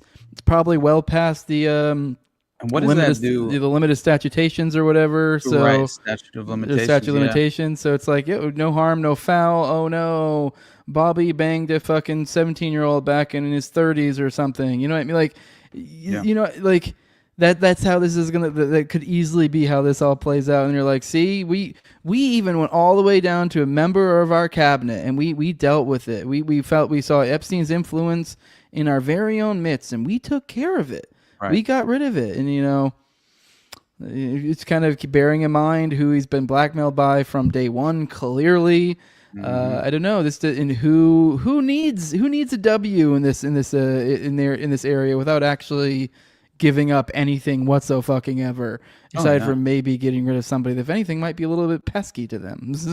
And what else would that do in regard to his credibility? The implication there would almost be inherently undermining any of his perspective. So even when he was right and accurate on the best of things, like, Anthony Fauci and the vaccine agenda, right? Like, even when he was, although that is obviously not playing out, you saw how he instantly was kind of shilling for the MMR vaccine, which he directly, acknowledged as being a potential cause of autism in young boys specifically at a higher rate. But yeah, it's very strange because anyway, it's just like, I don't know. You see how, in my mind, they would obviously utilize him as first of all, like I had mentioned before, the idea, well, what would that do to, the idea of Fauci's guilt as well, because his book alone did a lot to kind of confirm, a lot of Fauci's most evil deeds in criminal history as far as what he has been tied to. I mean, Jesus, dude, the mass graves of children and stuff that were basically used for medical trials. And bear in mind that Fauci and others in a similar situation are essentially in a legal political limbo right now when it comes to speaking their piece on their crimes, because technically speaking, they were pardoned by the previous administration, so they theoretically should be able to say whatever and not have to worry about any legal repercussions. But on the flip side, they're also dealing with the current administration who claims that that's null and void without actually going through any actual sort of legitimate legal system to determine that to be the case. So essentially, I've put them on notice that, hey, we could prosecute you at any time. So now they're in this weird situation where they legally, technically could say anything, but in a certain sense, not really, because then the legal system might completely invert and go after them at that point. So, and now, ta-da, just kidding, you actually can be gone after. So point being is they're kind of this magical little legal limbo where now they've been perfectly little sealed off to where they can't say a damn thing.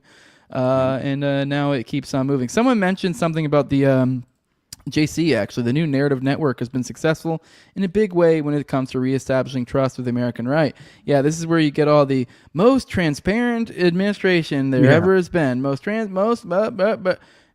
just want to take a moment to say this is the time to... We are at an inflection point. This is the time to keep an eye on people who fill the roles that me and Austin fill and choose accordingly. I'm not saying don't follow Ian Carroll's. I mean, yeah, I get it. They're big. They have, they're able to, they have higher production value. They probably get different guests, whatever. According to my sources. Yeah, exactly. But point being is, you should also keep an eye on him. And also have other people too. Don't put too much stock in it because it's these people that may lead you astray. Who knows? He could be completely legit. Maybe he's just kind of opening his eyes and realizing, oh shit, maybe this is his awakening from not believing into this political stuff. Maybe this is his black pilling, as everyone says. Although I think it's the gray pill, as we have our buddy Jules. It's the gray pill and just kind of being clear-minded, and that like this whole stupid like, oh, black pilled, white pilled. You're like, no, like just understand what's going on, and then like, hey, if you want to play this political game where you pull a lever and go, I'm helping. You're like, no, not really, you aren't, and you're getting yourself caught up in this game and appointing heroes that are inevitably going to probably let you down. So, yeah, and man, obviously the term black pill, I think is just stupid. It's basically being. So you're telling me a piece of information I don't want to hear? Yeah. That sounds really blackpilling to me. Conspiracy theorist, man. Like it truly is. It's the new term that's being utilized to effectively, undermine, right, any sort of objective truth seeking that doesn't fall within, right, that partisan delusion that has been very well established and well constructed over the course of generations to deceive us, right? And so I just think that understanding, I want to address this real quick. JB saying that these people these people being blackmailed have to have done way worse than just banging a 17-year-old, right? Can't imagine being a Shmuley cuck for something so minor. Yes, you're missing my point. What I'm saying is that would be the end result. That's like, yes, they have done worse, but that I'm implying that like there's a fix-in, it's a controlled narrative demolition. It's we've got to give them something. Oh, let's give him a Kennedy banging a 17-year-old against his, and he supposedly didn't know or whatever. Point being is you give them something, you give them, especially, we even talked about on one of the times we went on Tinfoil Hat a while back about how it's always framed as like, oh, this is about pederasts. This is about rich men who want to bang teenagers. This is what this is. But no, there's dark shit that goes on here that I think people ignore and they just like to focus on. I mean, don't get me wrong, it's still bad. You still shouldn't be an adult banging 17-year-olds, but it's a very different thing than when they're like, it's like we're talking like 10, 11, 12. Like it's a very different thing, and it's like obviously it takes away this idea of like, oh, they just got tricked. Oh, they got tricked because it's like, oh, I thought she was an adult. Like, no, you didn't. Like that's a fucking 12-year-old dude. So. So, but no, I think they've done worse. I think that's just that. My point being is that would be their out to kind of deal with that problem. Theater. Dude, I mean, definitely that's plausible. I'm just so like it to me, RFK Jr. Man, like if anything actually damning came out, it would have to do with, I would imagine, some sort of like, why would he move his wife's body? And the strange circumstances surrounding her death alone are like very that to me, that is nothing I would ever expect to come out. Yeah, I want to know what secret societies he might be part of. That's what I want to know. Yeah, he's like, what were we talking about? Rosicrucianists and what they're required to do to dead bodies. Yeah. Oh my God, dude. Yeah. That goes back to Skull and Bones, and that he was a part of some sort of fraternity, and these old boy network fraternities, they're different, man. They're very much in league with secret societies and operate under that zeitgeist of ideology, and it's just like, anyway, the point I was trying to make about the black pill being the new conspiracy theorist, I mean, it does remind me of basically that FOIA request that was exposed in '67 that was called Countering Criticism of the Warren Report. And this is when you had these clear concerns as well as recommended actions in order to discredit the critics of the official report's findings in regard to the Kennedy assassination. In this memo, they resort to using the term, for the very first time in history, conspiracy theories, as a pejorative to undermine and dismiss any criticism of the official narrative, including conspiracy theories have frequently thrown suspicion on our organization. For example, by falsely alleging that Lee Harvey Oswald worked for us. We do not recommend that discussion of the assassination question be initiated where it is not already taking place. Where discussion is active, however, addressees are requested, A, to discuss the publicity problem with liaison and friendly elite contacts. This is fucking Mockingbird, man. You know what I mean? And it is. Oh, wait, I'm gonna go hit the bathroom. I'll be right back. I'm gonna keep listening. All right. So good. I'm just saying, like, how can we even imagine that, as we always discuss, MK Ultra never ended. Gladio clearly, is I think it's a little bit different because obviously it's more of an umbrella term for a network of domestic stabilization and domestic terrorism, and these various organizations of trafficking and smuggling operations and drug smuggling, arms trafficking, obviously. But still, just understanding, man, that this is the mindset. Oh my God, my fucking computer just froze. Okay, there we go. Yeah, but understanding that this is the mindset and the psychology that these spooks, operate in this framework, this very framework that we're discussing, using these terms as pejoratives. Why would we imagine that this diabolical strategy of deception just went away, just vanished, and was not sophisticated over time?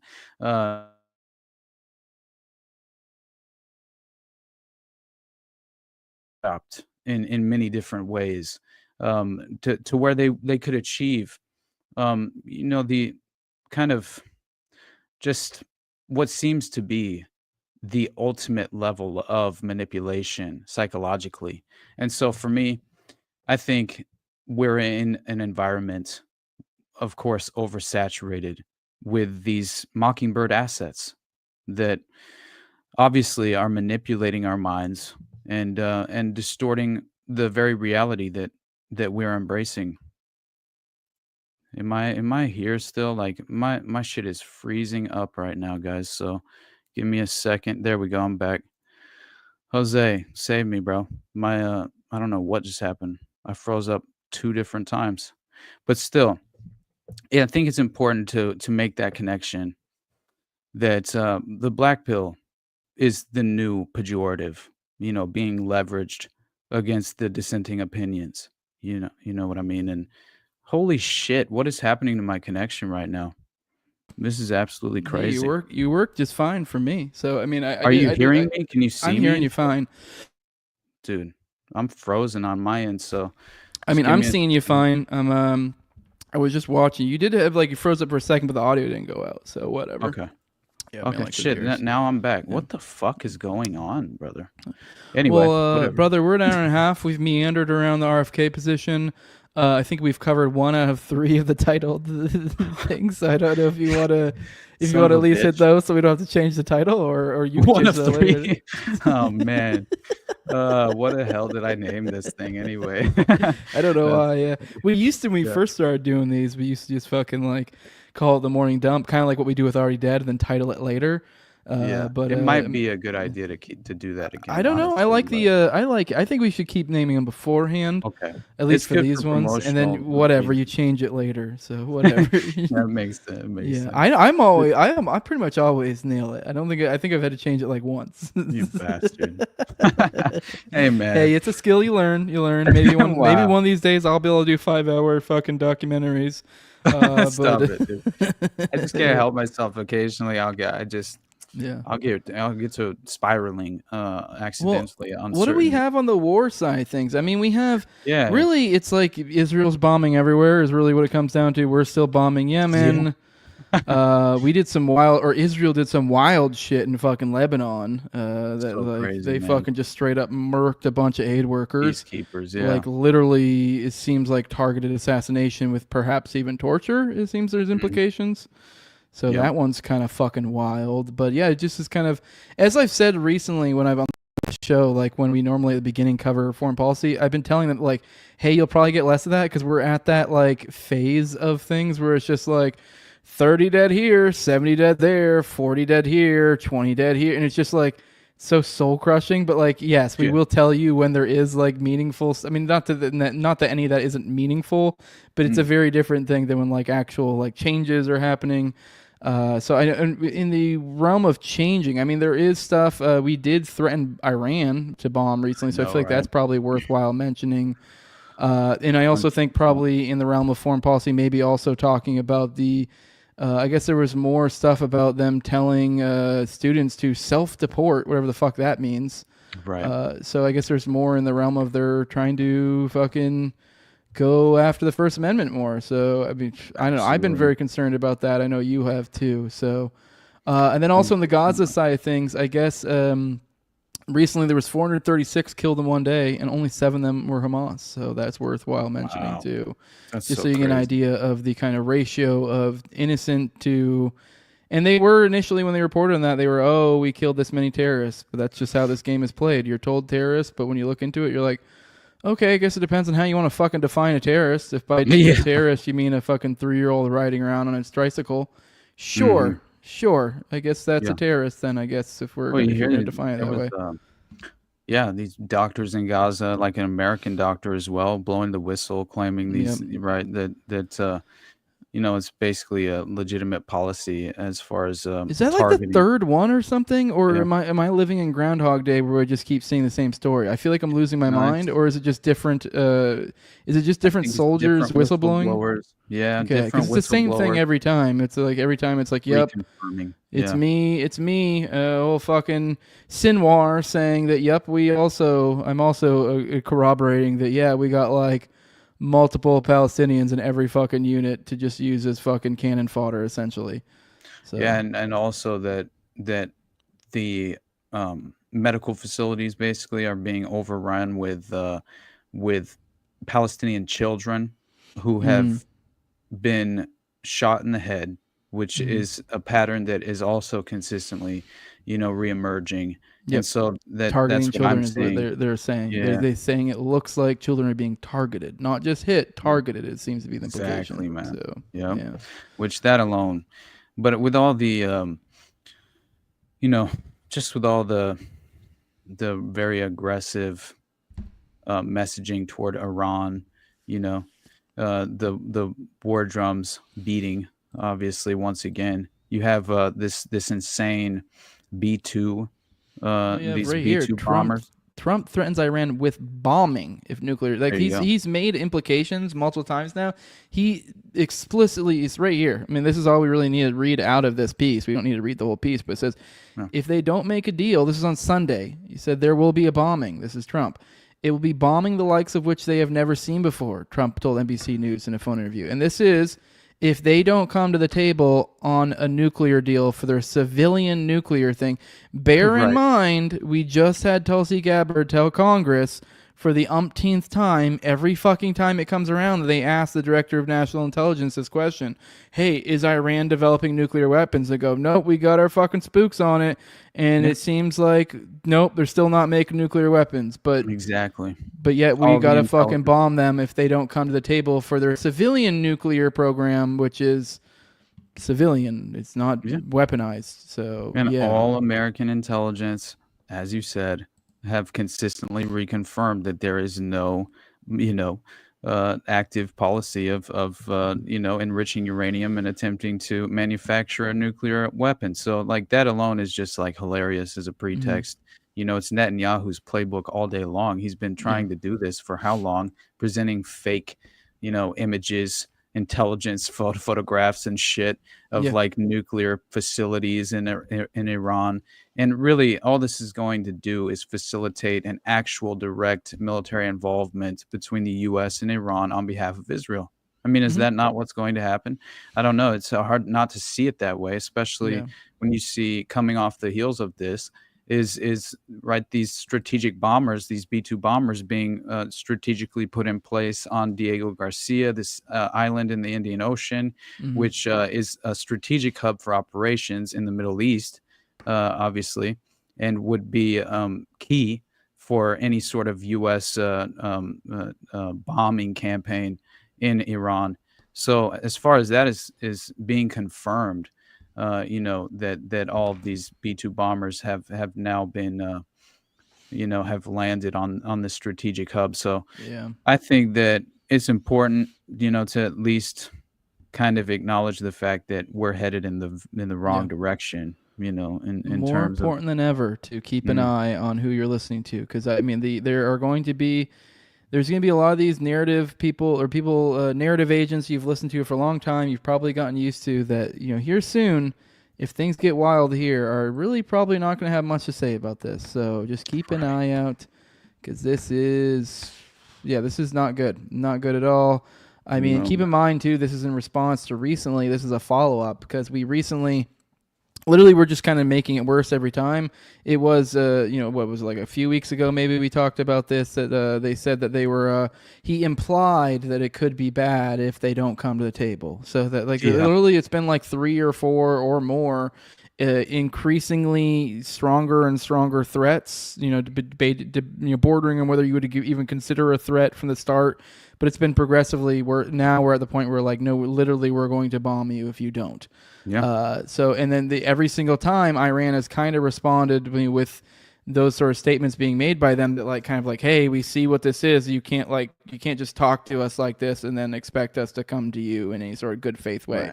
And so they've basically throughout been like, hey, we're totally willing to have a deal, but like not like this, is basically what they've said over and over again, that like, hey, if you're behaving this way, like this isn't a way that, a path to peace. Like they've said they've been open to it, but like we've been, greeting them with aggression, hostility, like in every single way, even down to an economic sense, but expecting them to come to the table. It makes no real sense. So, and they're seeming to still not fall for it, but we're keep going further down that, path of escalation, despite them not doing anything. I mean, all the while too, we're also have been making weird statements of implying that they're responsible for things like the Houthis, yet nothing's changed there. No, it almost seems like they're reaching out for feelers of something to grab onto. I don't think they're going to go with that as like if they do attack Iran, because they're gonna need more than that. I just feel like that kind of flubbed over narrative wise. I feel like most everyone was like, no, that's stupid. Like, like no, you can't just attack Iran because you're attacking the Houthis. Yeah, right. It wasn't because the Houthis weren't even attacking us at that point too. So like, it makes even less sense because it's like we started up. Like the Houthis said they were going to blockade Israel's shit. They hadn't done anything yet. And then we attack them. We attack them in response to them announcing they were going to start blocking off Israel's shit. So like we are the initial hostility here, I guess. Yeah. So no, I know, it's all nonsense trying to track the reasoning for this shit. Oh yeah. Well, we're the aggressor in every aspect of the conflict, and meanwhile, Tulsi is running her mouth calling Trump the president of peace, right? Which is just laughable on its face, especially considering, did you see that like it was a few days ago, but whenever the rest of the signal chat was revealed, as far as the full signal chat revealed that they were basically, these officials were celebrating the bombing of that residential building in Yemen. And it's so ridiculous, man. Like it says the full signal chat between Trump administration officials discussing bombing Yemen revealed that top U.S. officials celebrated an airstrike that flattened a residential building, which likely killed many civilians. And so it is admitted they were making up Iran. And to be fair, they didn't say they were making up Iran involvement. They were just saying that was the focus. So I mean, the to be fair, they could still believe that, but the way it was introduced into that does seem like it was like, oh, this is just what we're saying. It does seem like that's the implication. But they did in there that was like nobody even knows about the Houthis, so make sure the focus is that this is Iranian backed or whatever. And they're like, even Biden though they hadn't even attacked anyone yet. And Biden failed was also the other important point that they wanted to focus on, which was priority in the media, which of course it would be, because you're dealing with the partisan deception and delusion that is always being employed for that very purpose. So I don't know, but when you see that, like of course, Mike Waltz being the U.S. National Security Advisor, who was allegedly the one who added Goldberg to the chat, so strange, right? Yeah, that is how it apparently happened. He's the one who said, you missed most of that coverage, didn't you? Because I've been the one that was covered it while you were out. So we talked about it. Okay, all right. Yeah, but I still found like it. I just thought it was crazy, like the fact that you had Gabbard, like Tulsi herself, who had obviously we had also. I don't think she said a word in there. She didn't say a word. No, she, it's totally crazy, man. Whenever you actually see how these individuals kind of communicate as well, in regard to exercising these policies, it's a little bit shocking, to be honest. That's either how they really are or how they want you to think they are. Either way, it's not good. Yep. Again, like this all, remember how skeptical I've been of Tulsi for quite some time. That was just based off of gut instinct from seeing various clips of her and seeing obviously her and just political chameleon, man. You know what I mean? Like, as far as you cannot be such a hypocrite and refer to the Yemeni conflict as a genocidal war, the U.S. supported genocidal conflict, and then all of a sudden be on the exact opposite of that, just politically speaking. Like it's really just impossible to dismiss. By the way, Elk is in, I believe, your Rumble, and he left a link for I guess I'm assuming it's for RFK. He says dick pics. I'm assuming the implication is I don't want to click it if it says so I know. Yeah, I mean, I don't know, don't bring it up on the screen, but let us know if it's RFK's dick. Let us know, describe it. That's hilarious. So if that's the case, I mean, if this ends up being just over a dick pic, come on, dude, this is a whole although it wouldn't surprise me either. We've had a few, it does seem like We had a few nothing burger stories that just felt like they were just thrown out there just to be like, oh, look at that. And then we just so I wouldn't be surprised. All right. Do you want to try to hit this AI healthcare story or Well, or do you want to say fuck that time, one? dude. Yeah, I don't know if we're gonna have time for that one. Yeah. Because I had kind of quite a bit prepared to discuss on that front due to the fact that you have so much, like you have another picture of the HHS, the right hand of the Stephanie Spear, right, who was Rabbi Shmuley, took a picture with her as well and posted it saying congratulations, which this is very strange. He had 66 retweets and 39 likes on the post, and it's his actual account. And it's just so weird to see that just you never really see the numbers play out in that way. You know what I mean? And of course, he's saying congrats, Stephanie Spear, on being sworn in as RFK Jr.'s right hand at HHS. Stephanie is an amazing leader and a great friend. And yeah, you look into what just is look at the headline. I was just stringing this up so you saw the headline because you were just talking about Gabbard.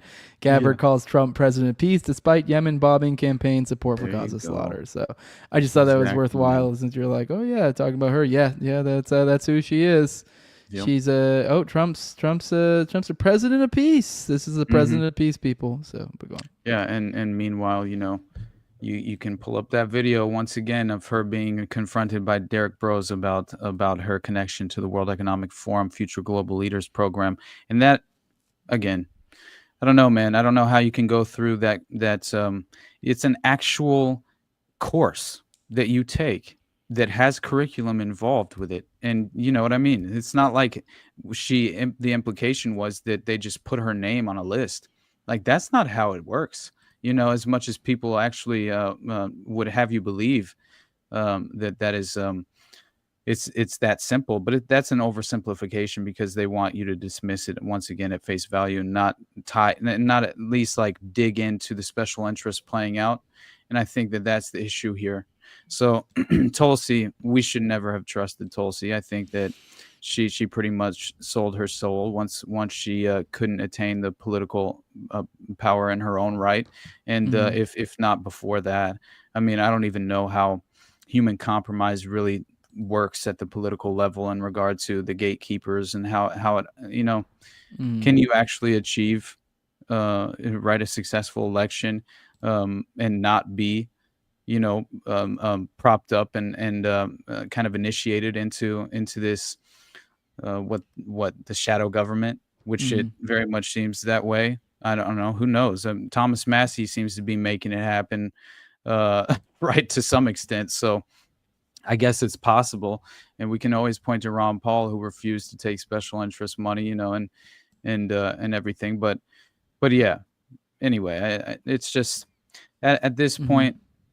Again, like, it's going to be way too much for me to actually cover the AI healthcare revolution because, again, it brings in Project Stargate and the CDC director who, she's promoting on DARPA TV, basically. All right. It's like the craziest thing ever because she was once the head of DARPA, right? And now she's running the CDC promoting this AI healthcare initiative.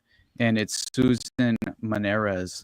And yeah, it's you very... have I won't be in tomorrow, so you have the all to yourself. You won't be distracted by me. I do have a couple stories we could probably maybe go through real quick. Like, I have two more that maybe we could go through real quick because we referenced. I feel like they're worth going into. Here's the one on the self-deporting. This was covered by Times of India. Like, it hasn't even been covered in the States yet.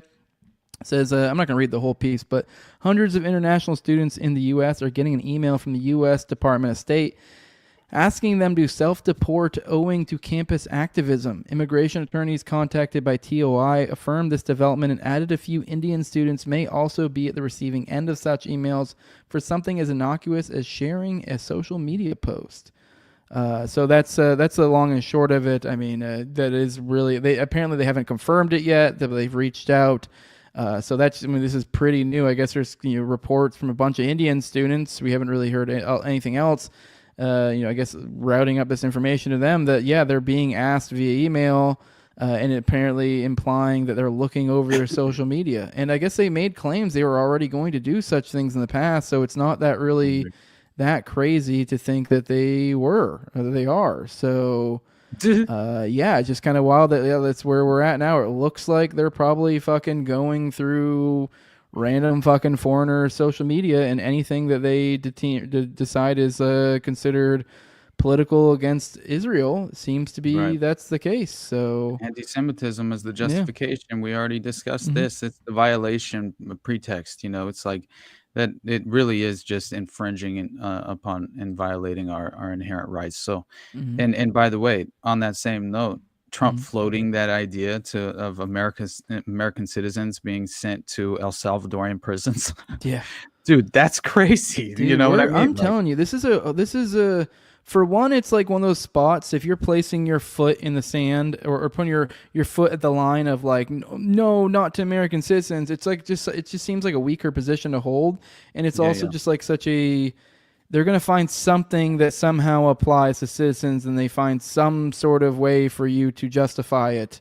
Because now it is like we're in this weird where they just like act like the Bill of Rights doesn't apply to anybody but, citizens, and that's why they're able to do this shit. But it's still just kind of like, well, you can see how that's kind of fucking insane way to be, right? But I don't, it's just such a weak spot to put your. If that's your understanding of rights, it just kind of shows where you're already kind of in a weak spot. I don't know. First of all, look at this dude's eyeballs. It's so insane.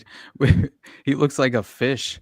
But we check this out. This is so crazy, and it kind of perfectly aligns with this discussion because you have apparently this is Laura Loomer again. So we all know fish person, dude. It's a Lovecraftian fish person, dude. It really is. It's nuts, but it's so crazy because apparently there's this new app where citizens can self-report illegal aliens and foreigners engaged in criminal activity.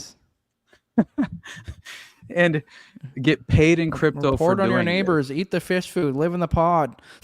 Apparently, this is Jacob Angles, an independent journalist who's discussing how the ICERAID app is used to geotag submissions, AI verification, and tip sharing to assist local and federal law enforcement in catching illegal aliens who need to be deported.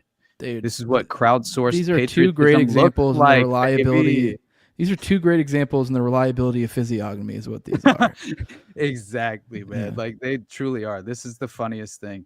And by the way, here's the founder of this new ICERAID app hanging out with Epstein associate Brock Pierce. How ironic that the creator of the company using crypto to incentivize reporting illegal immigrants to the ICE Gestapo would pal around with the den trafficker. That is just so crazy to me.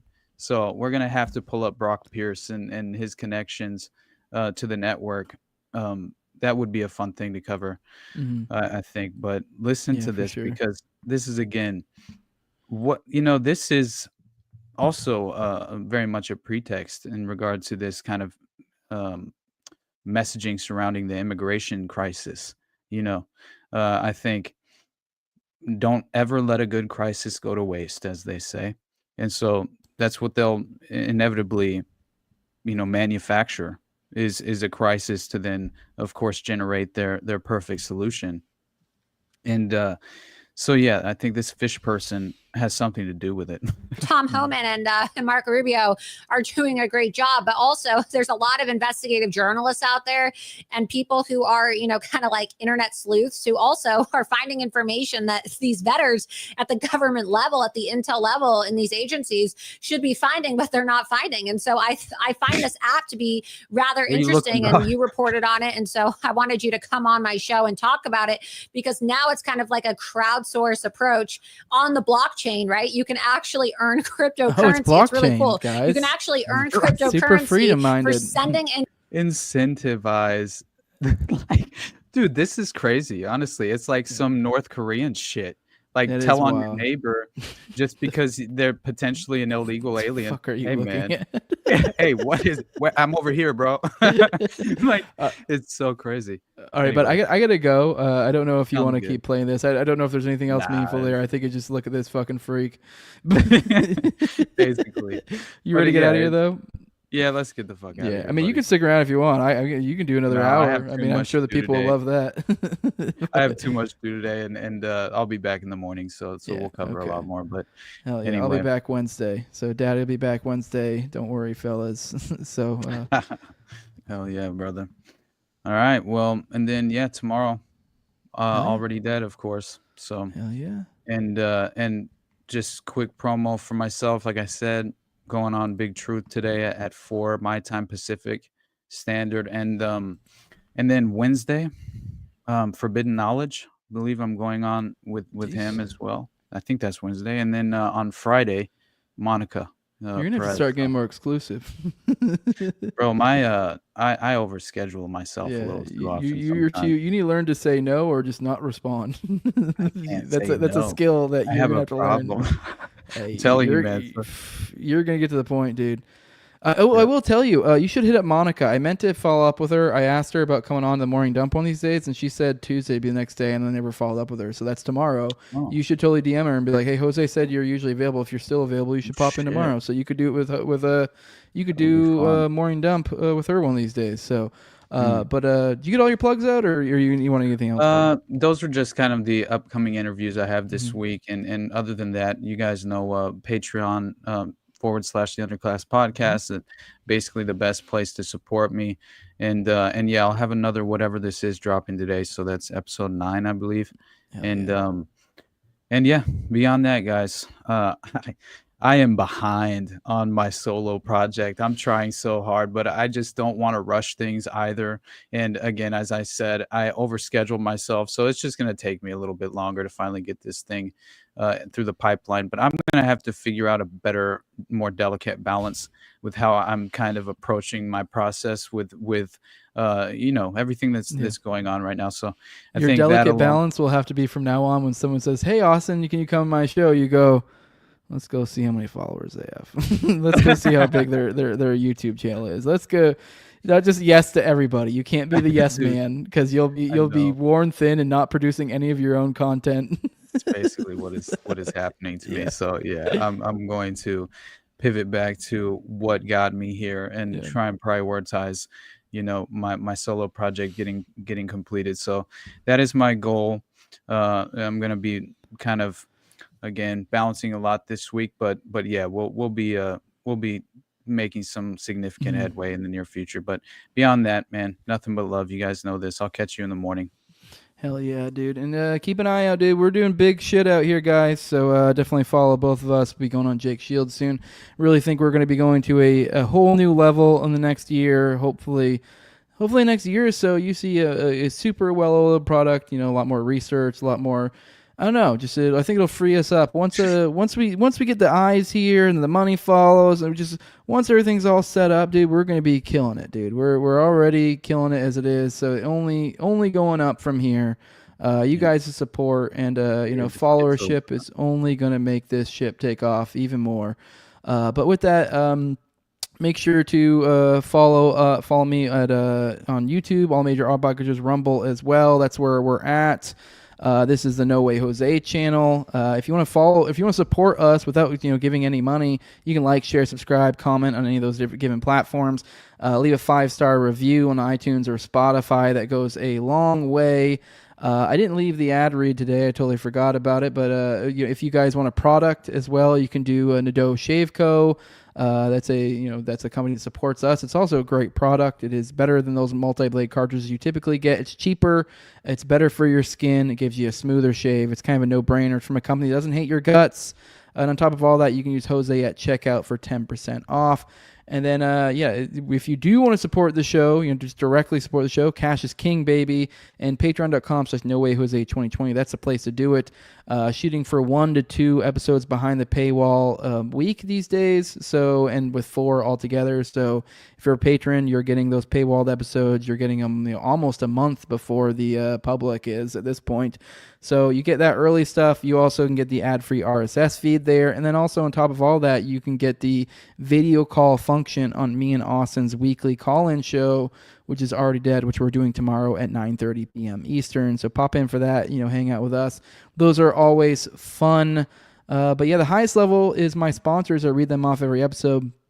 My co-host on Tower Gang at Tower Gang Toad. Also have at Abrogate D's, at ZOVRECK, at _ Infant Zeal, then Tim Tuttle, at Jolly on Klebold, then Will Bell's Delicious Blueberry Rabbit Eye Wine, then Big Fan of the Show, Torrin May, then at INWARD Lover. But yeah, appreciate all you guys, especially those guys I just listed off, for supporting the show, helping us do what we do. And with that, we're going to go ahead and get out of here. Deuces pop back in tomorrow, 10 a.m. Eastern, unless Austin does it at a different time.